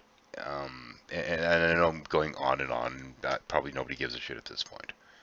But there's a point at which, in trying to throw away all dogmas, I feel that sometimes we walk away from the possibility of things existing outside of our own paradigms. And we trap ourselves into this little box of we must be skeptical of everything. And there can be a danger to that. And what I'm going to actually cite in terms of there potentially be a danger of that, the first time that Redline dealt with one of these flat earthers, they were lambasting him for not being skeptical enough of the claim that the world was round, or technically an oblique spheroid. So, or pertaining to NASA and this and that. And this is the thing is, the conspiracy theorists and whatnot that are running around out there are talking about making sure to question authority, question everything. There's a point at which it's okay to say, okay, I've asked enough questions for now. I'm good. Well, when you go against what your own senses are telling you. Yeah. Now, sometimes our senses are wrong. This is a thing. But at the same point, I mean, everybody views the world through a cognitive filter. And I feel like I should be doing a gray line. Maybe I will after I'm off this, because I have one scheduled technically for today. I'm supposed to have one out in like 4 fucking hours and I haven't even done it. But there is a perceptual element to reality, anyway around it, no matter how you slice it. There's the interpretive level, because what is real, but at the same point, how we perceive that through our brain, how we come to understand what even reality itself means to us, is going to vary widely. And we have to give a little bit of leeway for different people's perspective of things, because the different perspectives, the different understandings, this different way of looking at things isn't merely a dogma. It's also a way that we learn about each other and in some ways ourselves. Yeah. Thomas Jefferson, I think it was, who said, if it doesn't rob my a man's belief neither robs my pocket nor what was it? Does me harm, I think it was. But that's the thing, is this is not robbing my pocket and it's not doing me any harm. My wife will refer to herself as Christian when she's not too pissed off at the other Christians, that is. She's also said that it's not an atheist argument that'll ever convert her to lead the damn Christians. But she also, if you say something like, well, do you think Jesus actually exists? She'll say, but I don't think it matters. One way or the other. It doesn't invalidate the message. And if you ask her something, you know, that pertaining to the resurrection, who cares? But, well, more accurately, what she'll say is, I think the lessons of what he said while he was supposedly alive are much more important than him dying, for fuck's sake. And then complain about people focusing on the death and not seeming to care more about that, as opposed to, you know, the actual lessons that he was trying to impart. It's all about the death. And she objects to that. She finds that really problematic. In addition to that, there's some other things. You ask her, well, was Jesus God? She'll, I don't know. But she doesn't find that to be necessary to her self-identifying as Christian, a follower of the teachings of Christ, meaning. Now, much to my surprise, Shamos didn't disqualify her as being a Christian based upon his interpretation, which I've got to give him a little bit of credit for, as much as Shamos drives me up a fucking wall most of the time. Well, the thing is, when you focus on the death, you're focused on the loophole, which means you're focusing on your reward. Yeah, pretty much. You're not thinking of a message. But, I mean, this is the thing, is my wife's view of Christianity is very, very loosely defined. She actually today stated that she is much a Christian in the way that most Buddhists are Buddhist, and that they're just following the teachings of a teacher. And she also stated in that hangout that, well, she does say she follows his teachings. She doesn't follow all of them because she doesn't think all of them are moral teachings. She thinks some of them are not moral at all, quite immoral, so to speak. And they never got to that conversation because Jeff decided to steamroller with, you're believing things that are false. Well, she's not insisting that everything in there is true. All she's saying is that she, follows the teachings that speak to her, the things that she thinks are good moral teachings. That's not, I'm blindly believing things. That's simply saying I find merit in these teachings.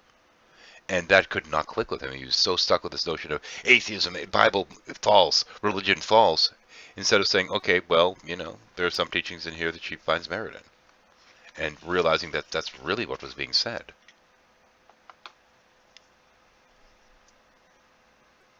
But yeah, anyway. And incidentally, yes, Lunatic, things like karma and what have you can be twisted into victim blaming as well. I acknowledge that too. And I don't think I don't think that should be done, and I think that's a real problem and should be dealt with as such. Yeah, that's also something pertaining to the law of attraction and whatnot. They also promote a form of karma with that too, and I've talked against that in videos when I was dealing with that topic. The problem is when you use it as a cudgel, and I think using such notions as a cudgel is a huge problem. But yeah, I can agree to that sometimes being detrimental, very much so. But the thing is, if you use that in terms of a personal tools, in terms of, regarding the notion of karma as being important in terms of if I do this, deliberately do an action, I'm likely to get consequences for it. And looking at it that way, I think it can be a useful tool. The problem is when you start sitting there and trying to take that and force it on others. And I think trying to force your views on others is always a problem. And that's the one thing that I really speak against. Ultimately, I think the goal of the community, and I hate to really be speaking for others, but my personal viewpoint is that if you're having a community that's opposing dogma or religion, I think that we should be focusing on the dogma and the destructive portions of it, and not necessarily itself or the teachings that may have merit, because there could be some in there. And people are embracing that and not putting other people down and not using it as a cudgel, and are simply, this is something that they find to be a somewhat useful tool in their life, I'll just say. And let me re-invite Para, because he fell out of the call, and that's what always happens. But if you're using this as a useful tool and you're not harming any, if, do as thou will and if it harm none, that kind of philosophy, which I'm once again stealing from the Wiccan viewpoint, or trying to walk the middle path, to borrow from the Buddhists. There are many of these different ideas of, simply try to get along with one another. Give a shit. My wife's view of Jesus is more of what she refers to as the Eddie Izzard Jesus. Drink wine, be groovy. And it's not really the Nate Cunningham Jesus of, no, he went and he died and this and that. All that's out the window. It's just drink wine, be groovy. That's it. Be good to one another. That's fine. If that is the dogma that you are following, I'm all about that dogma. That's cool. That's an okay dogma.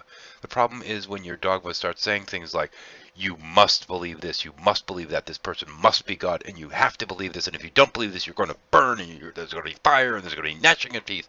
That's when you have a problem. I mean, to drink wine, be groovy, I don't have a problem with that, unless you're drinking too much wine. Start blowing a liver out my definition. Thomas Jefferson might be right up your alley, because he actually has 3 quotes. Actually, a couple quotes that are interesting and actually speak on what you're talking about. It says, millions of innocent men, women, and children since the introduction of Christianity have been burnt, tortured, fined, imprisoned, yet we have not advanced 1 inch towards uniformity, which is speaking towards you. Don't beat it. Don't torture, because it's not going to work. And it also is like, it does me no injury for my neighbor to say that there are 20 gods, nor or no God. It neither picks my pocket nor breaks my leg.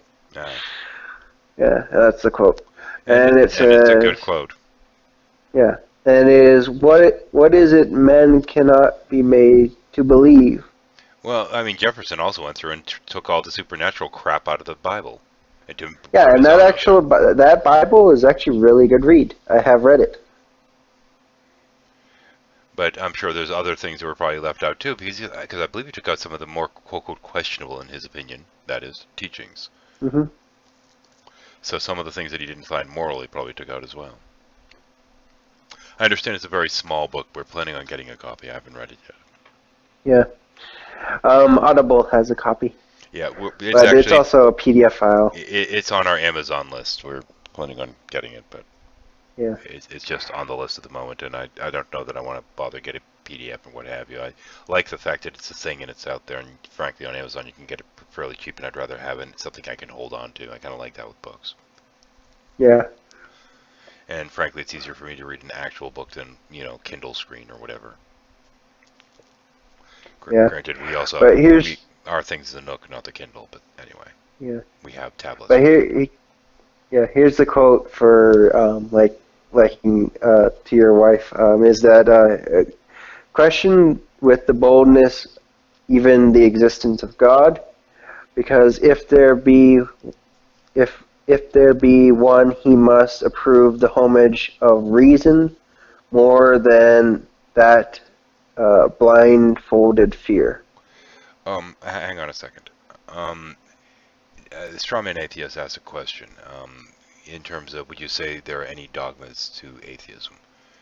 In and of itself, atheism I don't think can necessarily have dogmas, because it's just a rejection of his individual claim. But beyond that, in terms of atheism, in terms of the movement, the people you run into online, a lot of them do hold dogmas, and a lot of these dogmas are pertaining to religion. Like, there are many people that will insist that all religions are necessarily bad. And I don't think that that you can really say that just because this is some kind of faith-based belief or what have you, that it is by necessity bad. Also, this notion that one must be skeptical about all claims, and that's kind of promoted by some, and I don't think that's necessarily the case. There are large portions that insist that the world would inherently be better without religion, and I don't know that that would necessarily be the case, because we've never seen that world. We don't know what it'd be like, and if once the vacuum is there that religions have been effectively removed, what's going to fill that vacuum? Because I can pretty much guarantee you something will, and I have no idea. New Age. Quite possibly, and that's why I'm going after the New Age crap right now. But I mean, that's possible. Yeah. That is very definitely possible, because a lot of people going away from religion do end up going to some kind of woo or another, and this is where you must be skeptical of, yada yada yada. Well, skepticism takes you to a certain point. And it's a very good tool to be able to analyze claims and this kind of stuff. And a healthy degree of skepticism I do think is important. But there's that fine line at which skepticism becomes cynicism. And when do we cross that line? When do we even approach it? Nope. Now, when you cross that line of skepticism to cynicism, you run into things like conspiracy theorists, flat earthers, etc., that they have become so skeptical that they've so cynical of everything around them and all authority figures that they start projecting authorities that are valid authorities. And we have to watch when we've crossed that line. It's actually the I can't remember exactly what it's called, but essentially you've been invested so much into it that you don't want to pull out. It's basically works like this. You have a guy hold up a $20 bill for auction, and he has people bid onto it. But the catch is that no matter what you bid, your last bid is what you have to pay. So people eventually get up past $21 bills, past $20, and they keep bidding. The person who bid like $19 goes to $21. And then it keeps going, and it keeps going, and they even got up to $80. Well, what it is that they've invested so much that they can't turn back. In a game that I used to play, Ultima Online, they used to have varied auction houses on some of the servers. One of the servers I had on did have a regular auction house, And what I'd occasionally do is talk some of my friends into going there and bidding on something that I had put in there. And now I tell them, don't bid past X amount. Now, X amount was what the current market value of the item was. And there were certain items that we would get people paying like 2 to 3 times. Now, initially, the bidders would be the people that had an idea what the market value wasn't planning on reselling it. And they'd bid up until the point that they didn't like the profit margin anymore. But there were other people that simply wanted, whether it be for personal use or what have you, that would sit there and bid past that amount. But then you had the people that were determined to win. And these are the people that would always sit there and drive, and they'd be 2, 3 times market value just because they didn't want to lose. And sometimes I think our discussions kind of go that way when we're going here. We get so dedicated on not, so to speak, losing the argument that we'll go to the point that we're just putting way too much into it. That we've crossed that proverbial line that what you're putting in, what you're willing to pay, so to speak, starts crossing lines of integrity and what have you. And I've seen this before, a lot in the community. I've seen people that, for the order to not lose an argument, have tried to come up with scenarios in which, you know, raping babies would be okay. And it's like, no, don't go full retard. Don't go to that extreme. It's okay to say, well, yeah, I would certainly say that's wrong, and maybe you could claim that that's objective, but that doesn't imply that it comes from someone. There is no point in the Bible where it says that this is wrong. You can't fall back on that and say that this somehow is wrong because it's not in there.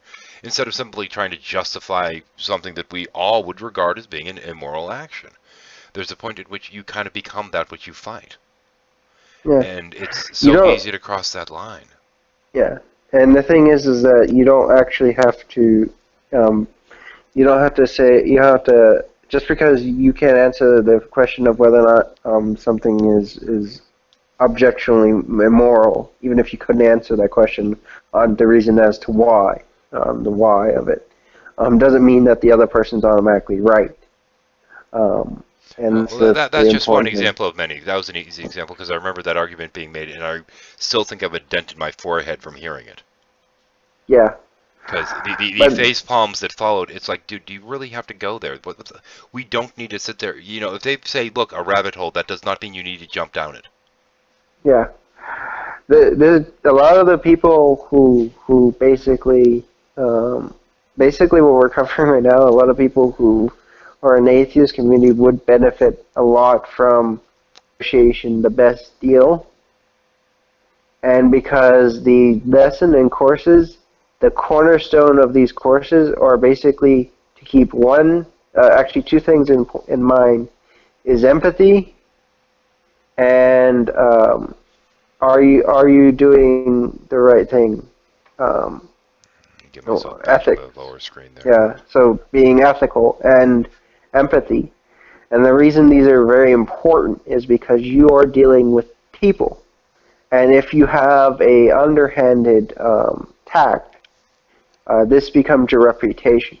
And I have to point something out here in terms of the whole, you know, not becoming what you fight against kind of thing. I mean, even though, you know, we might not agree with beliefs, I've never known of an atheist that would sit there and go out of their way, well, at a funeral to say, well, you know, there's no heaven, there's no hell, there's no God, there's no... We don't do that. I mean, if the people are sitting there in their mourning, this is not the time. There's a proper time and a proper place, for example.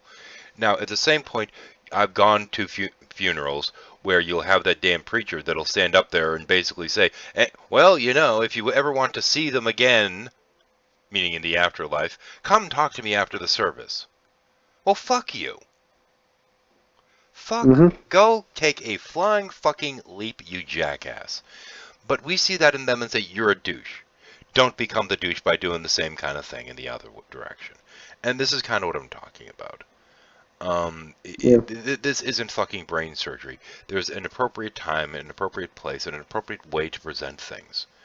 And there are certain lines that I don't think need to be crossed.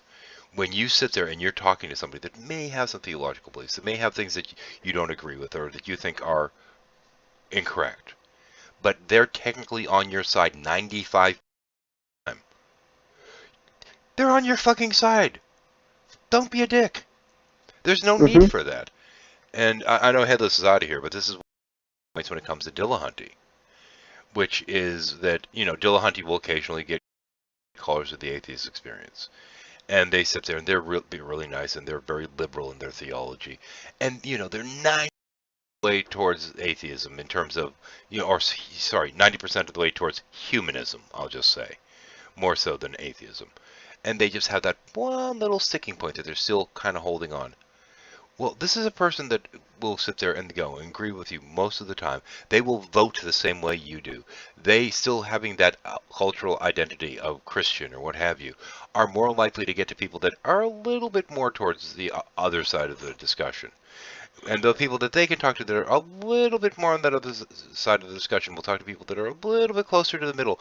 And as you move down the line, you're starting to reach people that are more and more fervent in their beliefs through this chain of people that are more accessible in the way that they present things and what their message is. So your message slowly creeps further and further towards the other side of the discussion. They are essentially bringing some of your views slowly toward that side. It's the long game as opposed to this hammer, hammer, hammer, hammer, you must believe as I do crap. Yeah. I believe in playing the long game. You're great. You're actually a fantastic negotiator because that's actually a good portion of what negotiation, the art of negotiation, talks about. Is that actually slow negotiations tend to yield better results. Yeah, but I mean, just going and sitting there and trying to hammer people, especially people that that agree with you most of the way, or somebody that they've rejected most of the dogma, and they will, when they're willing to, talk to people about those dogmas. But when somebody doesn't think like you, it's okay that they don't think like you. This is an okay thing. Everyone's going to think a little bit differently. It's all right. We're not trying to make carbon copies of ourselves. And when we get locked into this thought process of, you must think as I do, you're starting to think like the proverbial enemy in this. And that's that's a dogma in and of itself, this idea that you must think the way I do. You must throw away these beliefs that I don't hold. At this point, you're starting to sound like they do. And we're against this kind of dogmatic viewpoint in theory. We're against people that say, you must believe as I do. But the moment we cross that line and start saying that they must believe as we do, that's where the problem kind of comes in. I think there's room for everyone. Now, just as a counterpoint, if there is anything, and this is one of my usual speeches, so please forgive me. I'm sure many of you have heard it before. If there is anything out there that can truly be regarded as being divine, now whether that merely be that little nature of man, that tendency to be good to each other, that empathy that we have towards each other, regardless of what you may want to define the divine as, if there is anything that can truly be regarded as divine, if we are to understand it, it is not something to be understood individually through a single perspective, but it's something that we must come together as a community, as a people, as a population, as humanity, to try and figure out what it is. And on that note, I'm going to call it a night. Yes. I've preached enough at y'all. Sorry about that. I get going with this sometimes. In any case, I hope everybody's had a good night. I hope I didn't preach it too much. And once again, because it's the end of the month, I must remind people, if you like the channel, yada yada, and you want to support the content, Patreon, blah blah blah, you can find it through the channel. Anyway, I don't like pushing that, but being at the end of the month, that's kind of the time for it. Oh, and a book called A Manual for Making Atheists. Never heard of it, actually. It's about reducing dogmatism. Well, it might be a decent monologue, but I don't know. I'd have to look into it. And I already have enough shit that I have to worry about right now. So anyway, on that note, y'all have a good night and take care, and I hope you enjoy the show.